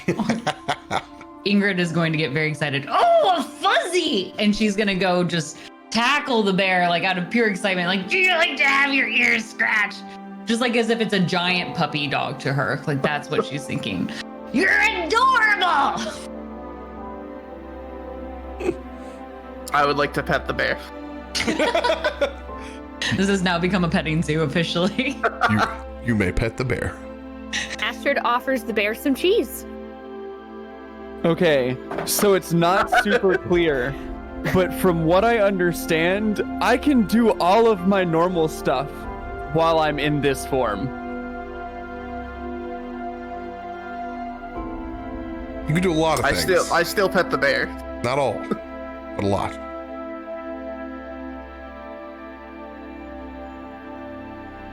I mean, technically, I'm a warcaster. I shouldn't be bound by anything. Here we go. I'm a warcaster bear, sir. Alex has arrived at the game. The challenge has been set. Prepare to fireball. Look, you don't know nothing until you've seen this bear throw fireballs. That was, in fact, the first spell that I prepared. So, Yeah, that's amazing, and we're definitely gonna have to see some of that. Just don't stand in the way. Dark. Yeah. Vestier stands back at the gate as the Valkyries reassemble. Thor giving his last greetings. My champions, if you're able to convince my old friend, bring us honor, I would be proud of you. Dispense any of my foes, but even an aspect of your manga is truly an act of glory. I give you my blessing.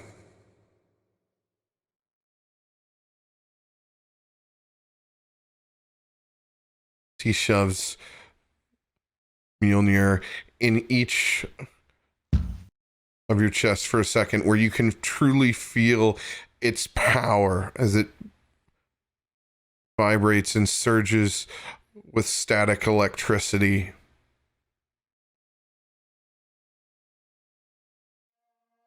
When he pulls it away, you feel like you've been imbued with a new level of strength. Each of you can cast Call Lightning once per long rest at will. It will be at the 5th level. It is a once turn and burn.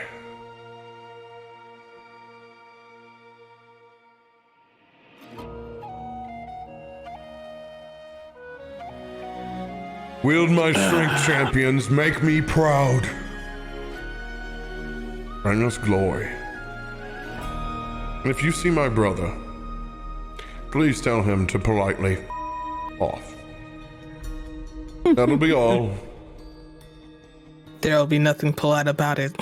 Mitch Dahl does like an air headbutt in respect. So like, Thor does it back just a little bit, but he does it on his side that doesn't have the whelp. He's trying to conceal it. You get a really good hearty bear grumble. Somebody do something with that bear. I don't even know how it got here. Is that what we're doing these days? Father, there are bears in the palisade again, as he disappears into the back, calling out for Odin. Come. Let us take to the seas, my friends. As you guys begin walking back out from the palace, towards the Bifrost Gate, taking in all the sights and sounds of Asgard, hoping that it's not your last. Maybe except for Ingrid. Live, love, laugh. College dormitory wall greetings. Yeah. Sorority girl wall greeting. She's the origin of that. She's clearly sorority girl. Excuse me. Valkyrie wall greetings. Hello. Cannot confirm or deny. I mean, Live, technically laugh, already headbutt. dead, so. That's amazing. No, in Valkyrie sororities, it's just drink, glory. This I can get behind. I bet you did. Vester begins to concentrate on the Bifrost Gate once again.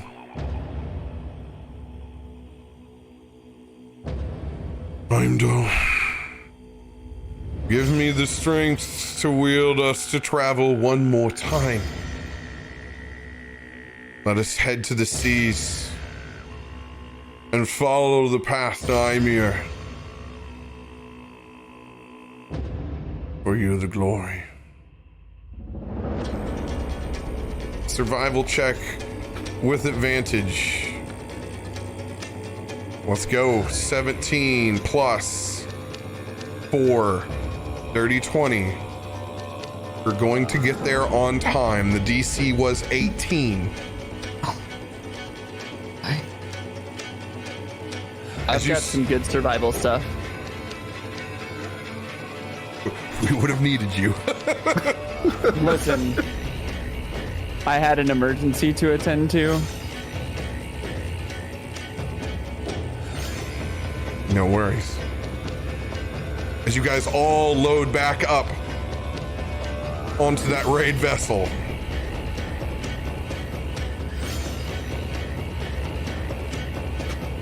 To the seas we go, champions.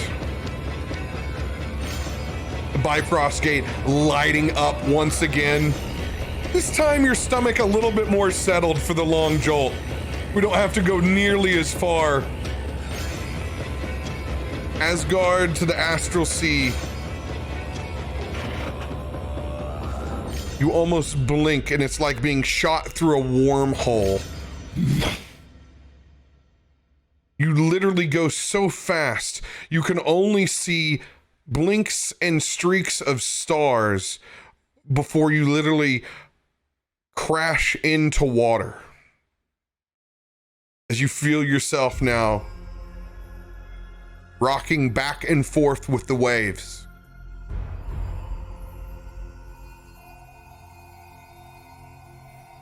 You guys look off into the distance and you can see a massive vessel. One dwarfs yours in size. As there sits a massive hagrid giant, long braided beard, hair up into a top knot that's still long enough to reach and go all the way to the middle of his back, knots and runes all over his fine stone crafted armor as he sits with a long ornate fishing pole. You guys can see Ymir in the distance.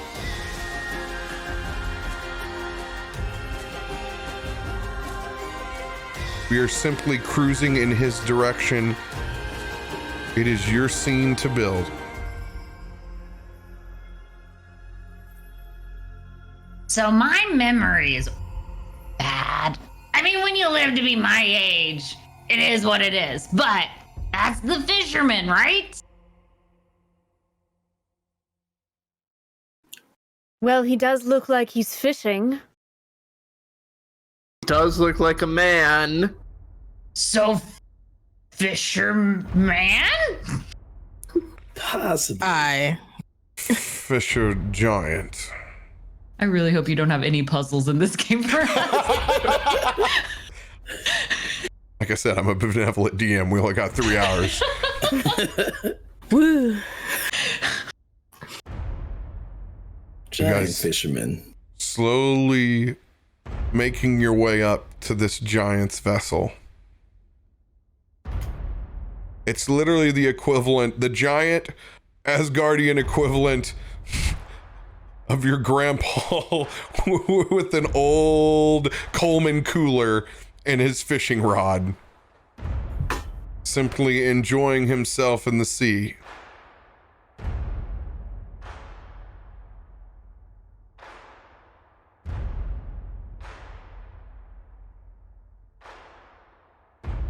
Is there anyone who wants to go say hello? Yeah, I'll do it. You should challenge him to a headbutt. That'll get us to our goals. It hasn't failed us yet. He's right. No. And cheese, yes, cheese. If that doesn't work, cheese. This is our plan. Did I give- digs in her pack and starts pulling out cheese for Mitch Doll to bring to the giant. Maybe this time we'll offer the cheese first before the headbutt. I like that. We still have to say hello first, possibly.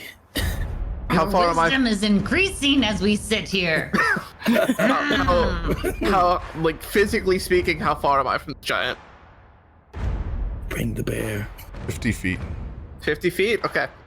I walk up to the giant. You can't Who walk. is... I can't walk. You're Shoot, literally floating. And Jesus, in I'm the walking sea. on water now.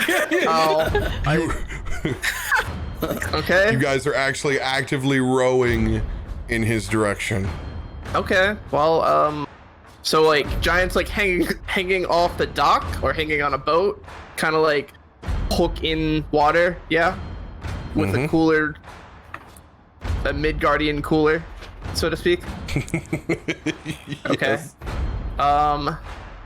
Would they hear us if we shouted? Yeah. Can I yell? You can certainly try. Okay. I draw in the biggest breath I can and yell, "Hello, friendly giant. It is I, Mitch Doll, champion of Thor. We come seeking aid, and I have brought you cheese." Ingrid's going to lean over to Mitch Doll. You did a good job. And she's going to hand him a pebble.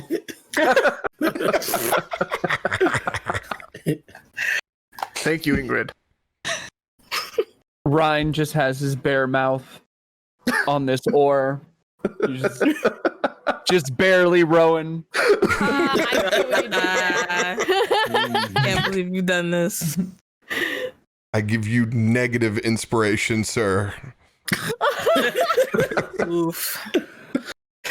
Don't worry about it. I'm working on a song about how Mitch Doll headbutted Thor so hard he KO'd, so you'll get it back. Mitch Doll, I want you to make a persuasion check. Okay.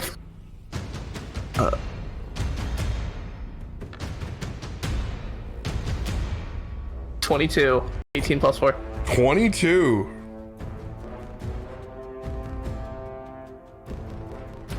As that giant, still holding that pole, spins around to look back at the vessel before him. And just who assumes that they are my friend? Interrupting a serene day on the seas. Oh, well, small folk. Interesting seeing you here at the end of days. Don't you have your gods to help? I'm sure it will be no time before they come rushing back to the giants.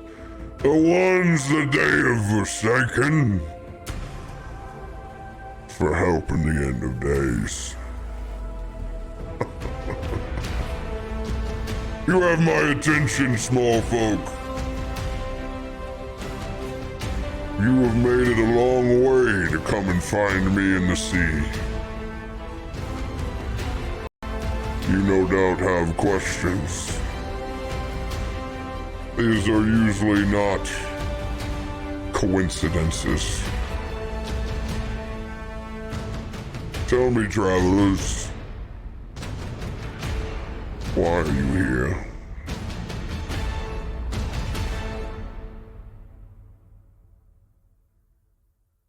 I offer the cheese. Wait, are we close enough that I can like try to throw Fucking cheese at him. He's like, why are you She's gonna here? hold on to you so you can lean out further. Just far enough away to where it's awkward. We'll make a chain so you can just. If you've ever been on a boat and you've been trying to throw snacks to each other between them, and there's the fear of dropping those chips and cheese into the lake, this is it. This is it. He looks down at your small snacks. Oh, gods. I hope you brought more than that. I kind of look at Ingrid and Astrid like, come on, like we got more cheese, right? We have a bear.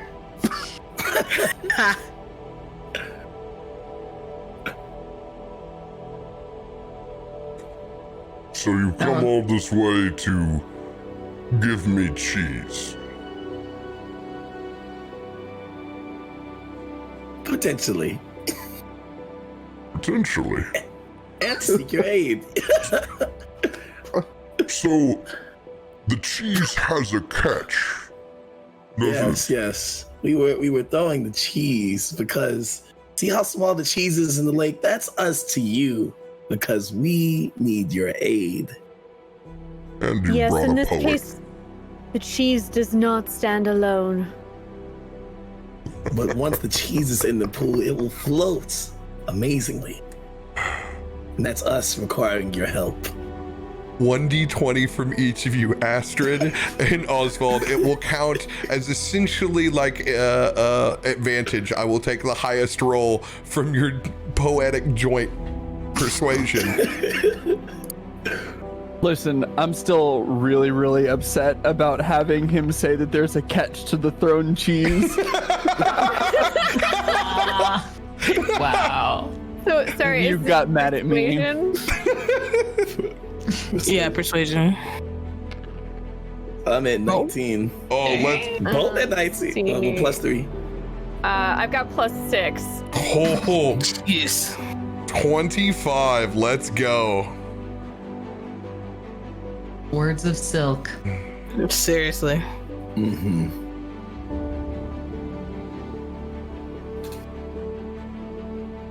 I can respect that.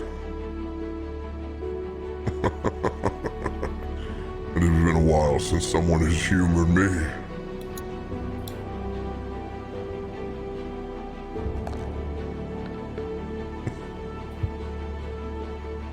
It must be an old friend who sent you.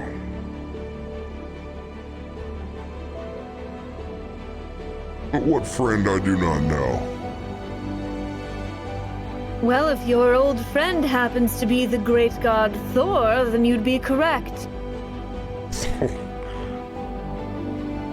Thor did not send you all this way. It's only a matter of time before he comes groveling back. Since I told him no.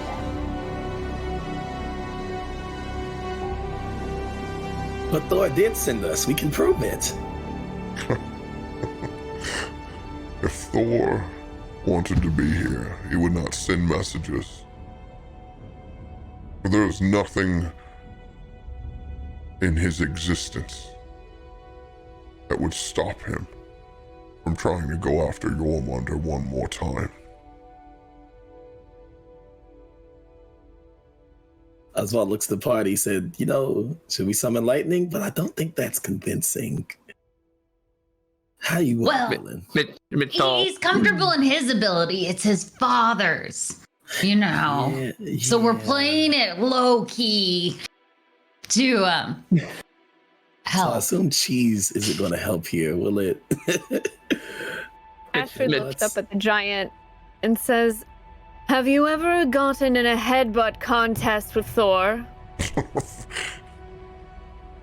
That little tries it all the time. If you're not looking, he'll sucker punch you. Yes. Well, he tried that on our friend Mitch, but Mitch succeeded in knocking Thor out for several seconds. The tables went flying. Persuasion check with advantage because it's coming from the side of truth and conviction.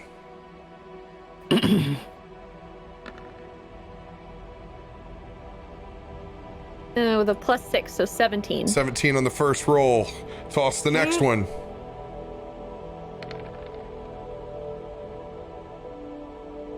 17. Truly a tall tale.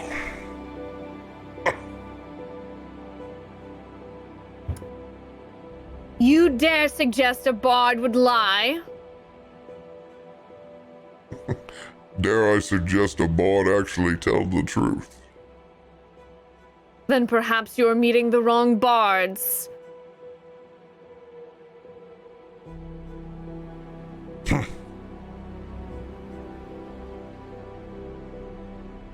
I'm not convinced yet. Why does Thor need your help? If it is really Thor, my old friend.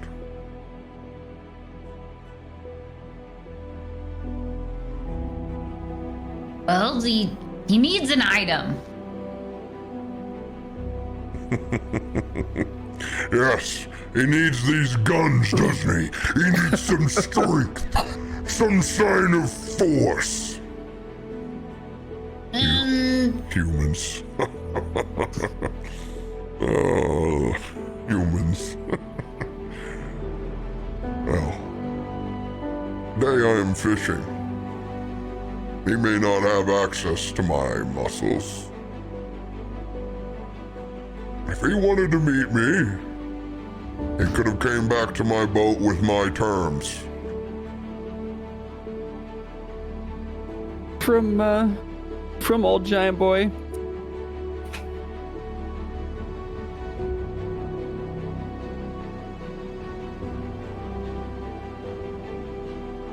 Question mark. Sorry, what'd you just ask? How far away are we at this point? You're about 30 feet.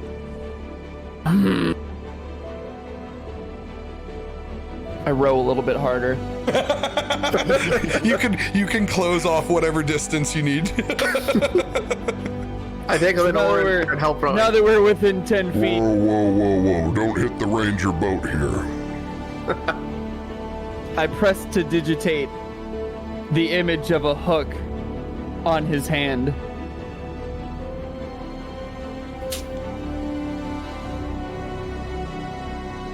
Really? This is what he sent you for. After all this time, my old friend couldn't come back and ask like a man. He had to beg like a dog.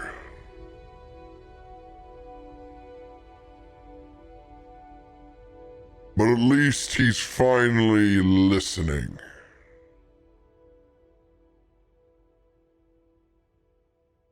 This hook.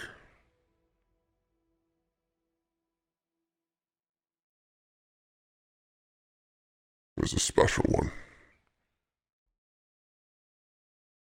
Forged with strength of my people. If this is what Thor desires, then I will give it to you.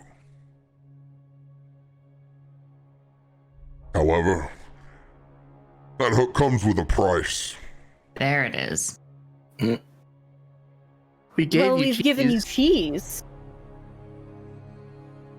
So he picks it up and he takes that small, what is now small in his hands, his big giant hands, and literally pushes it. You can see it just scorched between two of his teeth.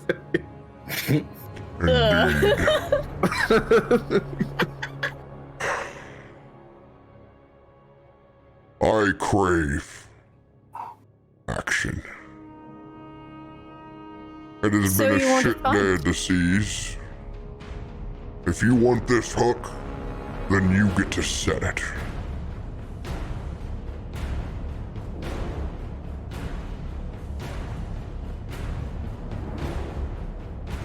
Come, champions of Thor and Valhalla. What'd they do, run out of mead today? Jesus.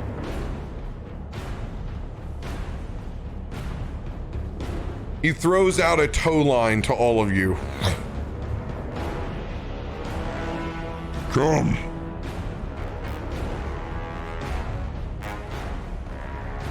I think I know what you're up to. And my old friend will need some advice. You're lucky this isn't the real thing, but it will be just as fierce of a challenge. I want to see if this hook will stand the test. So it's true. You want to fight Yolmunda in the Vigrid Plain. One of Loki's Ant Wardens. I am tired of living this Groundhog Day. I will help you.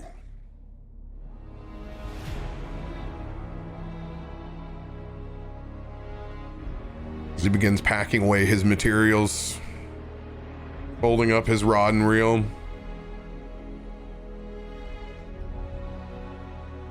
That went better than expected, actually. Yeah, that was really easy compared to what we thought we were gonna have to get ourselves into. I was very ready to rip off my shirt and try to headbutt him. If that took about 2 minutes longer. I don't care that he's a giant. I will cast lightning on him and intimidate him. We will need your blessings. We will need all of your blessings as we go forward. Champions, prepare yourselves. We may be going quicker than I expected. Oh, great! Ingrid's gonna hunker down inside the boat and just kind of like hold on to the hull.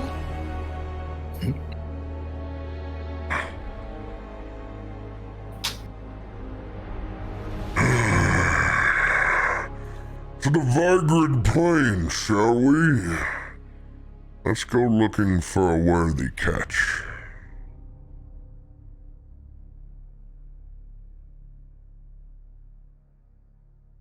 If there's anything that you want to do to prepare yourselves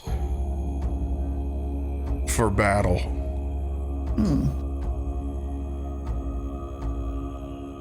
That somber sets in as Ymir pulls that golden hook up and out from the sea. It's almost so bright you have to shield your eyes before you look back at it. You can see the giant runes that line either side with its massive hook at the end.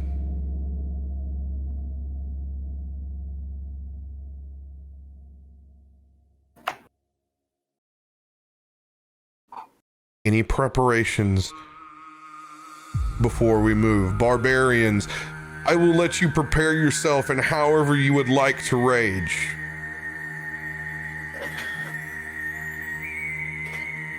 Is there any armor on this ship? Helmets in particular?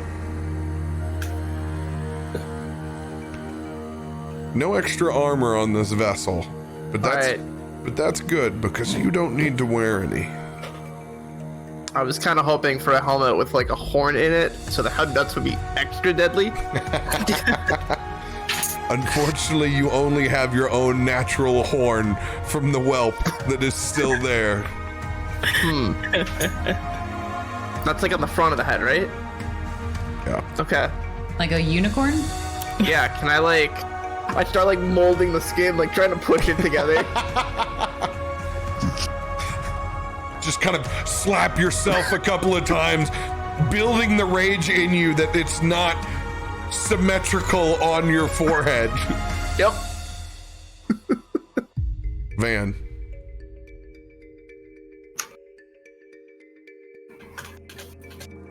I still have this this tankard I brought. So I polished that off and put it with the rest of my pack. Then I just start to focus a little bit on the storm soul and aura that I have and prepare myself for a cold rage. You guys can literally feel the temperature drop around Van as thunderheads begin to form up overhead over the seas, and they begin to get choppier. You literally make small ice flows on the side as you guys continue to float at a steady pace now back behind Ymir. You guys are both now raging.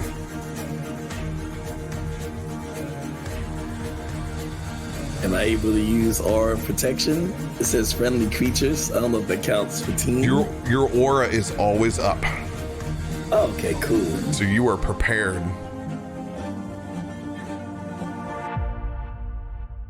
I'm good to go. Let's get off this boat! Astrid pulls out her axes and prepares to show the giant what a real bard fight's like.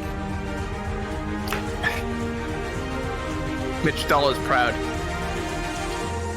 I look forward to seeing that, my bard. Everyone near me is like within 10 feet, right?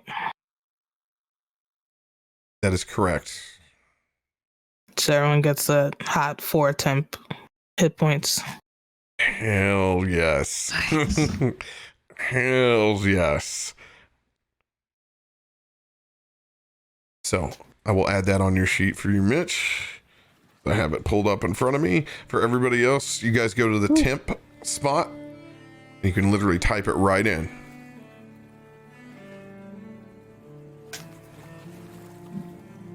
Oh, you're fun to be around. He's gonna slap Van on the back. Let's do this. I just laugh.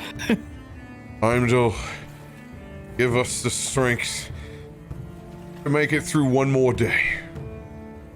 Let these champions bring glory back to their gods. And let us make a true end to Ragnarok. Vestir will cast Bless on all of you. As long as he holds concentration, you all have an additional 1d4 to add to your attack rolls, ability checks, and saving throws. It can be combined with your inspiration. So 1d6 and a 1d4. 1d4 you have at all times. You only have one 1d6. Yep.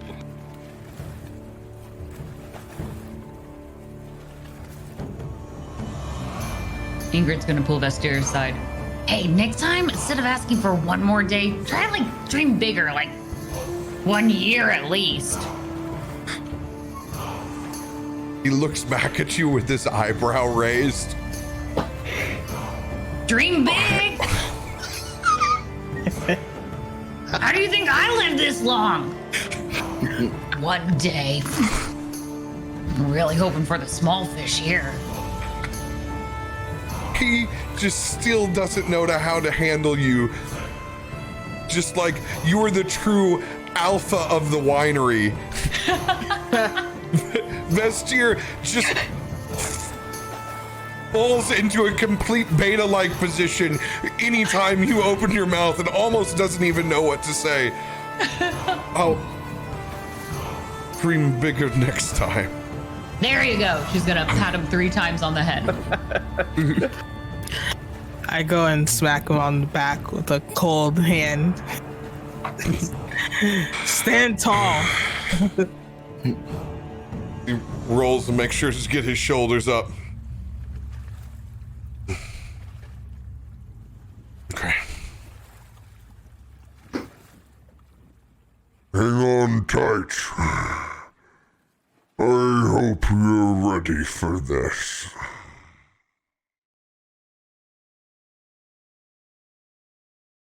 Well, may the gods be with us because we're ready. Here we go. What else are we gonna do? As you guys begin rowing forward, you can see the sea begins to part and channel into a smaller stream.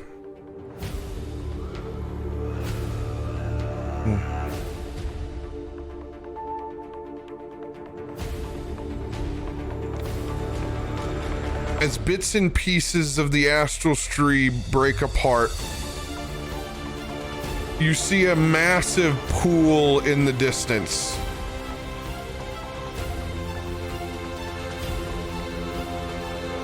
As you arrive, a chill rolls up your spine as you see literally that water raise up in sheets like a wall of water until it parts with a massive serpent that coils around.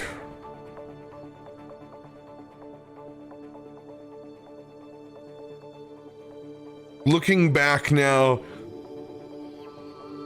this strange, almost fey-touched plane that you seem to have entered is truly bizarre. An experience that you've never felt before. Welcome to the Aster, the Vagrant Plane. We'll see just what kind of champions you are.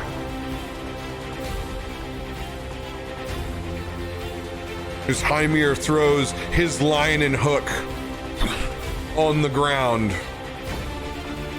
pushing his boat back, leaned up against the serpent on its side. We'll see just what you have, champions.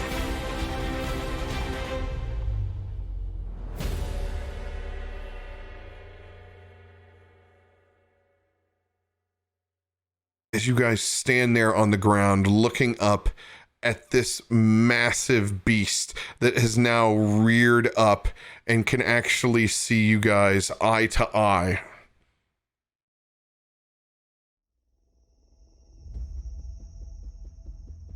Ingrid's gonna wink at it.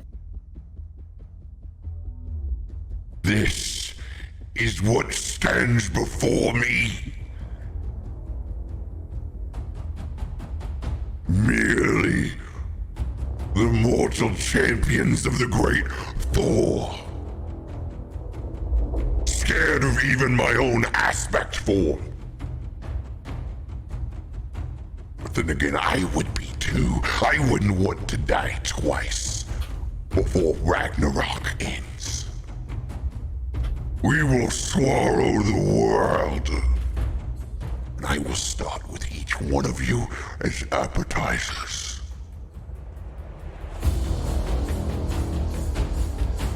As you see Jorgmunder begin to coil in its own massive pool, before it looks like literally a dam is breaking as it begins to slide down that waterfall.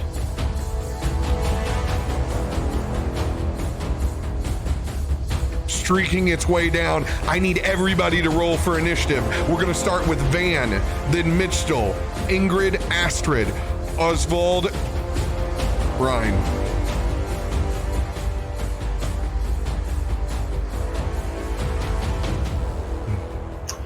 Okay.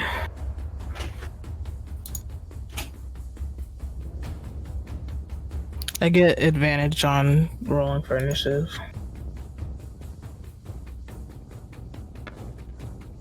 And I need it. That was a warm up. Yeah.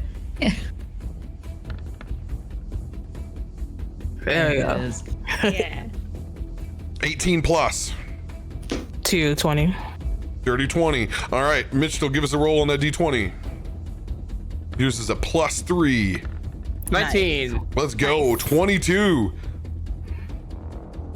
Team Thor backing it up.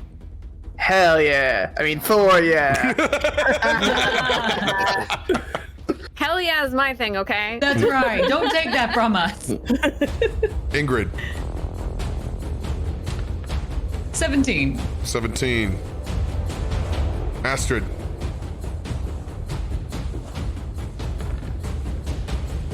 Ten plus 2, so 12.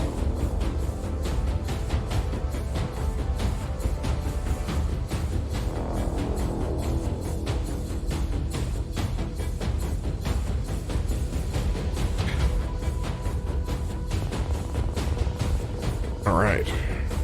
There you are. 12. All right. Oswald. 0. There we go. Oh, you guys are rolling 19 hot. plus 2. So Let's 21. go. 21. Yeah, we're on hot as hell, man. Hey, that ain't nuts yesterday, right? That's for damn. Oh, I needed this yesterday so bad. Ryan.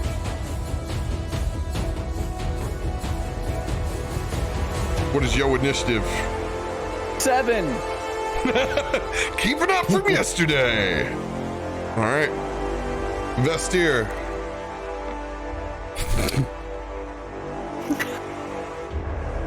Even I'm rocking a dirty 20? What is this? Good God.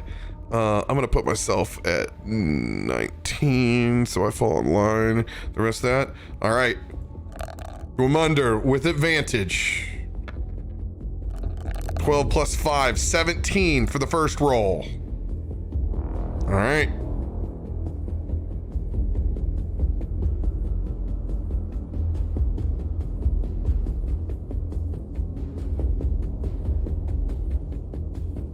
Top of the order, Mitchell.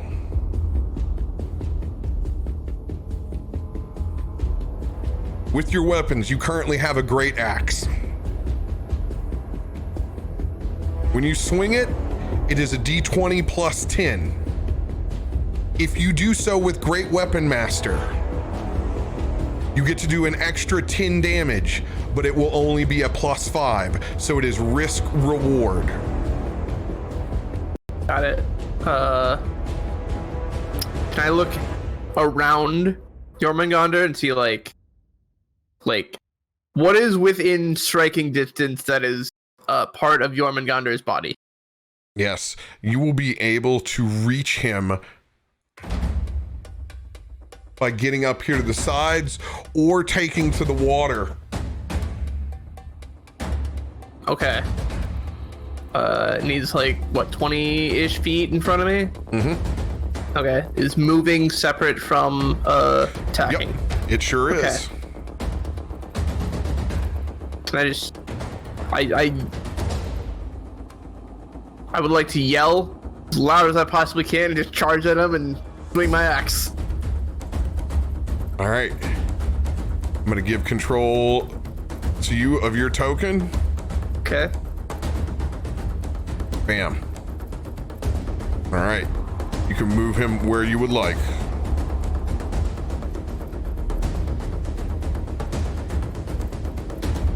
Hold on. It's like quick drag. Oh. So like here-ish? Yeah. Okay. All right. Roll that D20. And it said it's plus 10? Plus 10, or you can do Okay. plus 5 and guarantee 10 points of extra damage.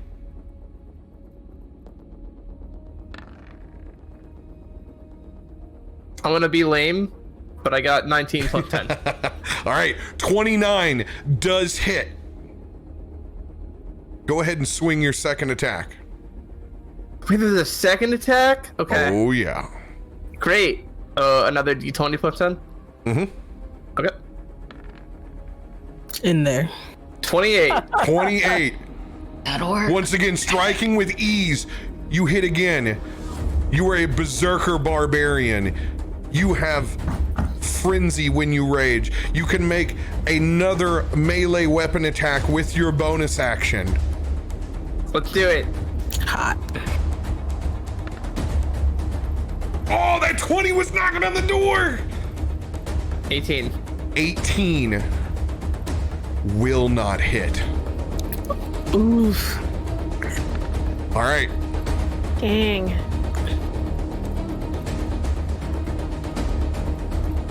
On your D&D Beyond, you can literally just click your damage twice and give me that number.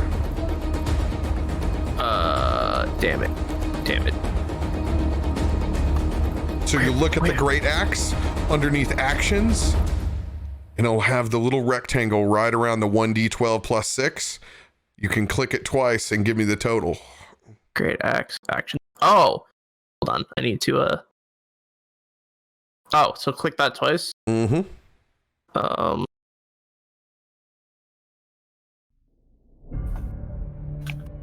We got a 10 and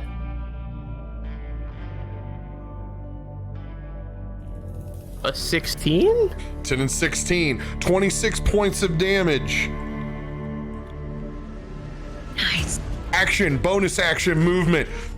It rears its head back as you strike it twice, finding purchase in between its great scales. I will take pleasure in devouring every one of your little blessed Thor bones. End of your turn, Mitchell. Oswald, you have control of your token. All right. How far can I move? Can I just dash up to it? You have with the 30 spear? feet of movement And currently. each space would And you can be- take that. You can take 30 feet of movement anywhere you want on that back line. So you have free lateral movement all the way across here. You can start at any square here that you want, and then your 30 feet of movement. Okay, so would this be okay here, just to make sure? With Absolutely. striking range. All right. Would that be striking range for the spear? No, one stair. So you're gonna wade out into the water? Oh, you know what? You know. Actually, you know what? It doesn't sound so great right now. It's like on second thought. Oh man, You're right back. it's beautiful back here. Data's picking up on my DM language. Like, oh, that sounds really not good. All right. So I'm gonna move. If that's all right, right here.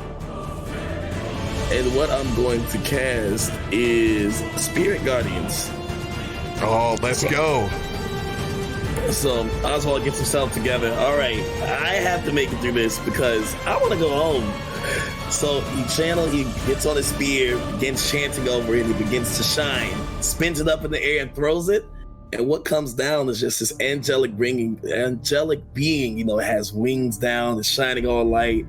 It said, you again? I'm surprised. Don't you not like battle? It's like, trust me, I don't want to be here, but we're here. Give me my spear. And they drop it down. And he just prepares with his sword or his spear and shield in hand. And all right, and ends his turn. Let's go. Let's go.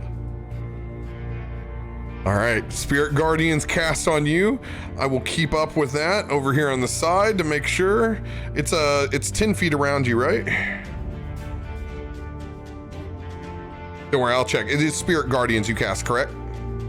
Yes. Okay, cool. Just want to double check. I got it over here. Yeah. So it's a concentration. So when you get hit, you will have to make a concentration check on that. But let's see here. Anything as they fit around you, a distance of 15 feet. All right. Awesome. Oh, you have one of your warriors of Odin with you. End of Oswald's turn. Van, it is your turn. Okay, I'm gonna get a little crazy, I guess. I am gonna go in the water. But not in it, because I'm gonna stand on it. What? With my ice. Oh. right. Here's what I want you to roll for this. To try to make this ice pathway for you. D100. Oh, heck. 1 through 20 or 80 through 100.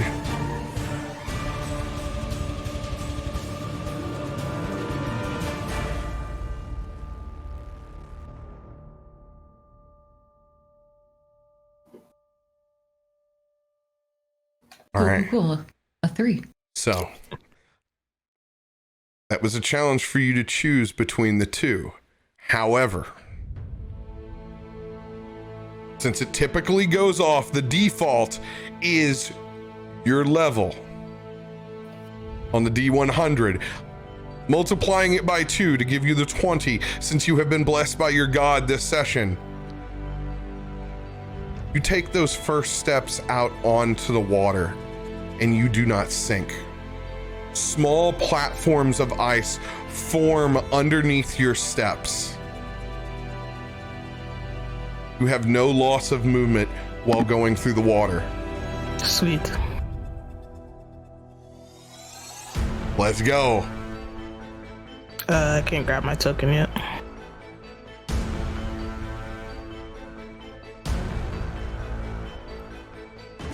No, you can. Hey, there we go. So we're just gonna go right in the drink. So brash, so brave. So crazy. We'll see when I eat all your friends if you're as confident as you are now. Alright, so I'm gonna swing with the glaive.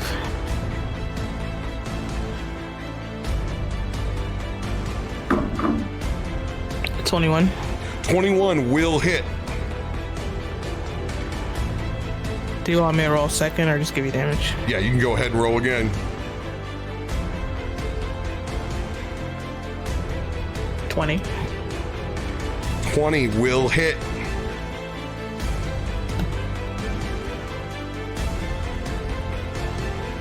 Just a point of reference. That fishing rod and reel is back here on this line.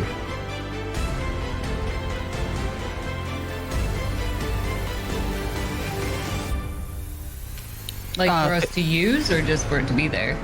Oh no, to use. You have was it control again? of the vestige.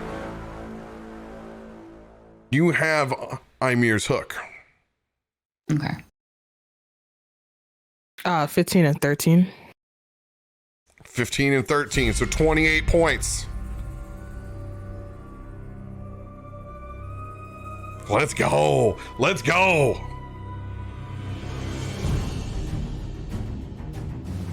All right. Into Van's turn. Vestier is going to take the ready action in case someone takes massive damage.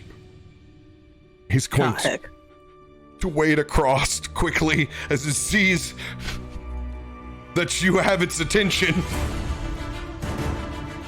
Making my way across to over here.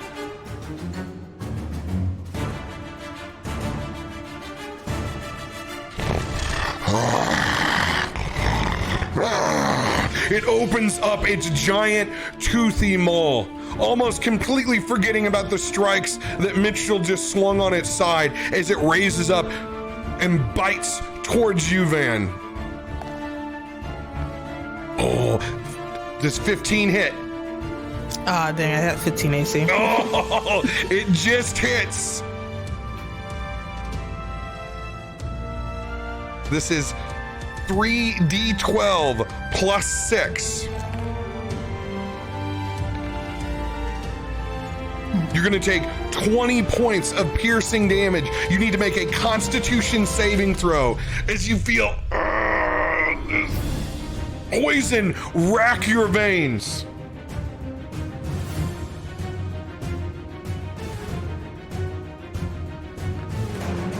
$13. 13, you will fail.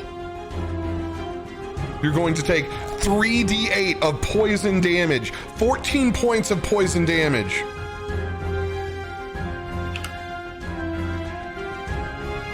It's going to swing around and bite over at you, Mitchell. 17 to hit. That will hit.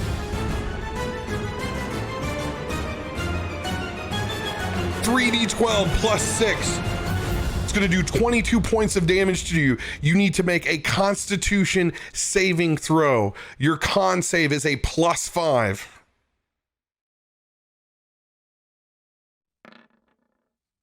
$16. 16. You try to resist the best that you can. You're just not able to resist. You will also take poison damage.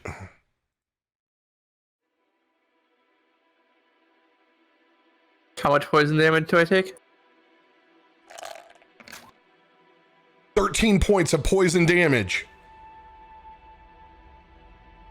As you guys have a front row seat to the sheer might of this aspect of your Munder. Who's next? Ingrid, it is your turn. Great. She's going to move a little over this way. Safety is not in numbers. And we will cast Toll of the Dead towards it. She'll lift up a bony finger and point it towards you. And the horn of the halls of hell call towards it. It needs to roll a wisdom saving throw. Wisdom save. I hope Only it's stupid. a +3. Oh, good. Oh man. Oh, that's great. He's gonna have a bad day. Wisdom saving of 17. Are you kidding me? 17. What is this? I don't think so. Next time! This isn't the underworld.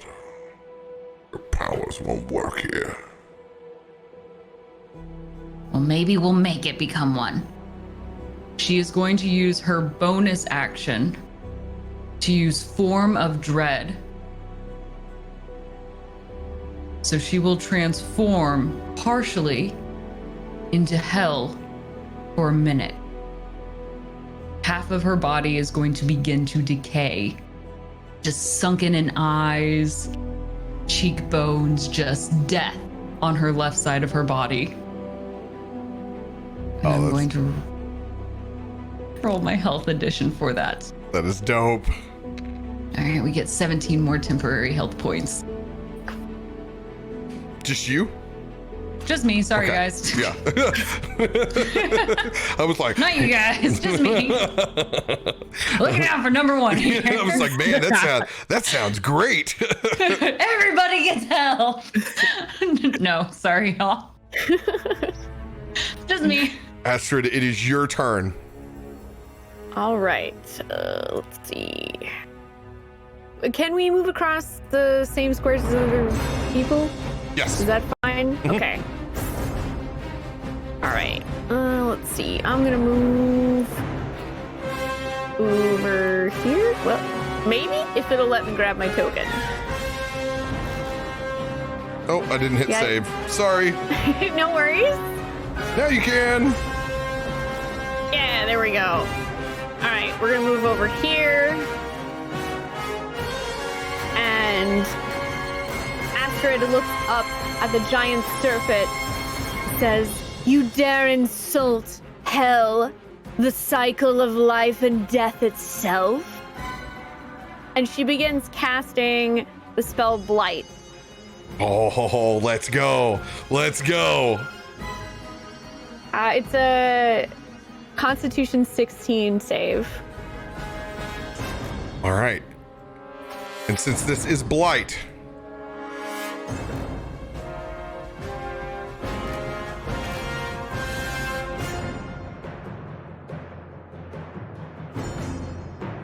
a magical plant that isn't a creature, tree, or shrub. It does not make a saving throw.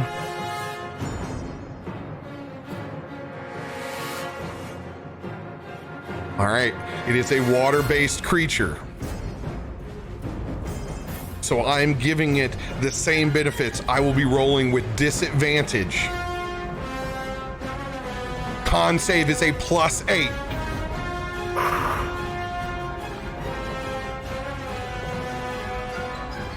$15. Dirty 20. They'll take half damage. All right.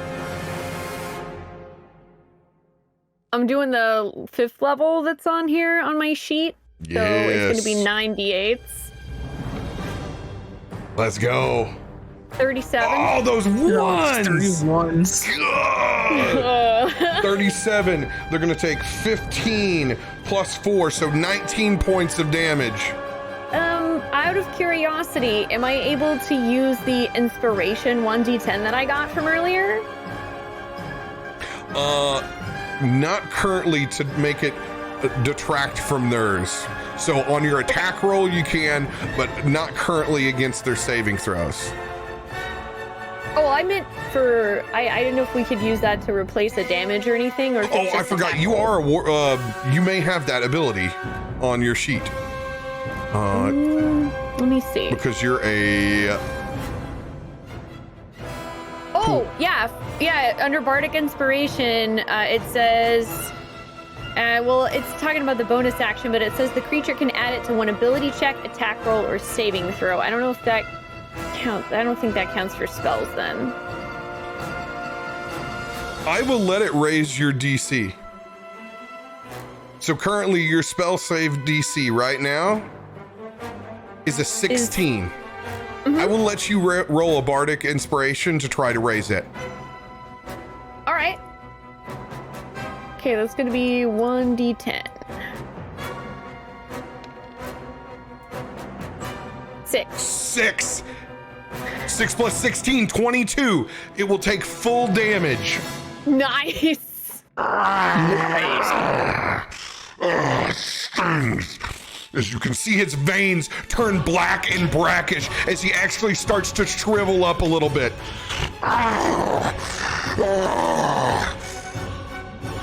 Let's go.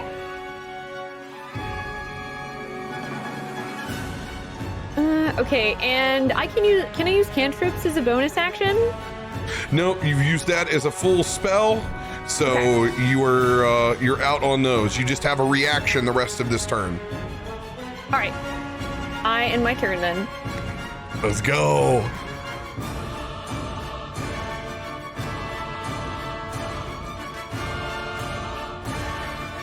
Ryan, it is your turn.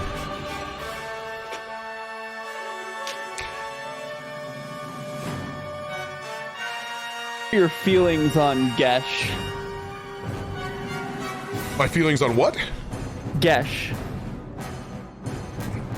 I don't even know what that is. the spell.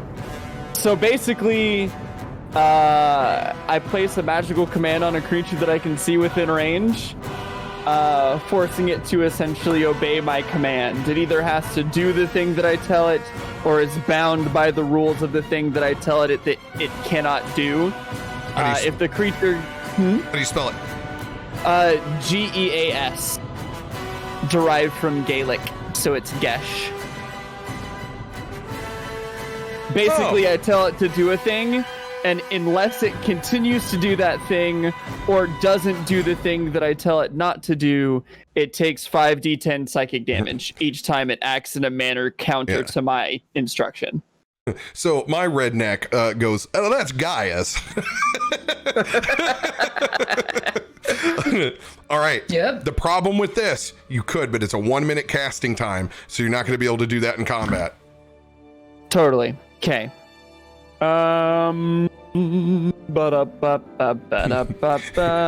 You own your Munder for 30 days. That's literally what you can do. Yeah, dude. Low easy payment of $29.99. Well, I was actually earlier I was gonna ask if technically the gods are celestials. because if the answer to that is yes, I have something for them, aka something for me. Anyway, You have a good assumption. Oh, great. Then planar binding it is to be prepared for next week. I guess. Will you let me revert my form without taking it as an action? Yeah, I already had you form reverted for the start of combat. Beautiful. Wonderful. Will picking up the rod and hook consume an action? Not at all. Dope. So I'm gonna pick that up. And then I'm gonna move back to all the way. Wait, wrong thing. Yep, I'm gonna be down here. Cause spell sniper. How many feet did you go? I am within 120 feet of the snake. Sorry, ESPN's trying to... down. I had to scroll out. Where are another you question. going? Around looking for you. This pedestal, is it made of stone or is it a tree with a puddle in the middle of it? It looks like a tree stump. Yeah, you look like you're up on a bush, dude. No. I mean, I'm talking the pedestal that the serpent has come down from. It looks like a tree stump. Yeah, like it's like a massive, like carved, like gnarly tree that it's pouring off the side from. Man, that is so good to know for reasons. So I'm going to, for this in particular turn,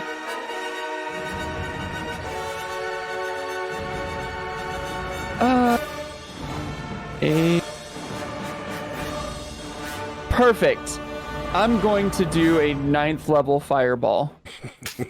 What? So, Wait, what? how much Can I movement? duck? How much movement do you have?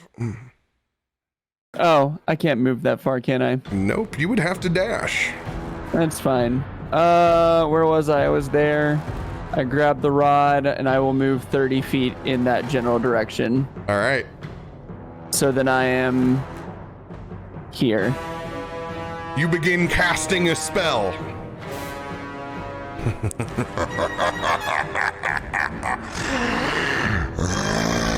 It opens up its giant maw as you begin producing this 9th level fireball.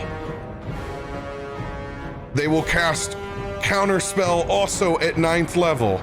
This will be your spell attack versus his straight up. This is a plus 12 for your Monder. D20 plus my spell attack? Yes. Dope. Oh, let's go! Let's go! That's only a 14! Got a chance. I mean, look, if I don't fuck this up, I should be good because I have a +8. Famous Oh, last no. words. Mm-hmm. Oh, that 20 was on the door! Ooh. Rip that fireball off. Roll for damage. He's literally trying to swallow it. So let's see. How many D6 is that? Oh god. A lot. It's 8 at the, okay, hang So on. 6. Sorry. 14. 14 D6. Yep, 14 D6 for this fireball. Oh, dang. Dexterity saving throw coming up for him. He has advantage. That is a plus 15 with him currently in the water. So 30. He will take half damage. Ooh. Man, these ones. 47 points of damage.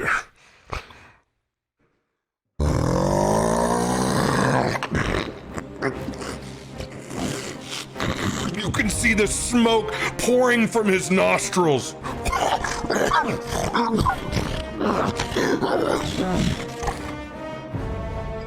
It's going to take 24 points of that damage.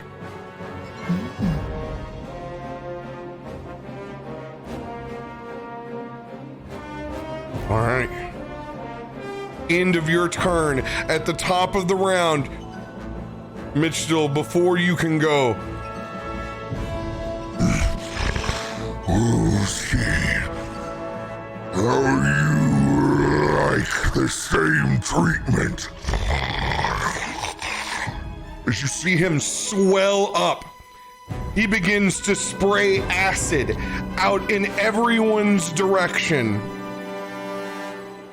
I need everyone to make a dexterity saving throw when we get back next week. I was ready. Oh, let's go. First session in the books, guys. We got a vestige. We got an aspect warden to kill. And you guys have a whole bunch of acid damage headed your way. You're gonna have to bring your dexterity boots next week. Oh, thank you guys for everybody joining us. This is literally a dream come true to get a chance to build a story within a brand new video game release. And I'm honored to be a part of this with such talented creators as all of you. Thank you so much to Rune 2 for giving us this opportunity. Decapitation Edition comes out this week, Friday the 13th. Come join us and become a champion of Valhalla. Join us making some sweet, sweet Viking stories. Appreciate all of you guys are wonderful. Thank you so much. We'll see you next week. Same bat time, same bat place. Twitch.tv/raredrop, 6 p.m. EST. We'll see you there.